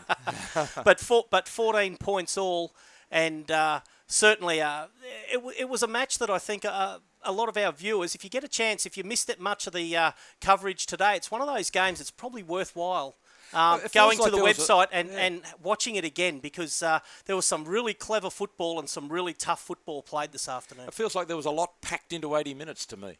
Absolutely. Sometimes 80 minutes, a draw, it sort of stretches out, but that feels like it was a lot happening. Well, it certainly went quick in the call. I know that, because both sides were certainly racing the full 100 metres and showing their opportunities. So, but anyway, it's a 14-all draw here from Suzuki Stadium. That about winds up our Tiger TV coverage for this afternoon. Our next Tiger TV coverage will be on Sunday the 1st of May, where the East Tigers will take on the South Slogan Magpies here at Suzuki Stadium, and that is another, certainly another old Brisbane Rugby League derby, the old Southside derby between South and East. Plenty of traffic, player and coach-wise, between the two clubs, and no love lost as well. So join us for that coverage again. Well, thanks again for joining the Tiger TV call team, Warren. Good on you, Mike. Enjoyed it. And no doubt thanks to all the techos and all the boys there. So on behalf of Mike Higginson and Warren Bowl and everyone at the Tiger TV team, bye for now.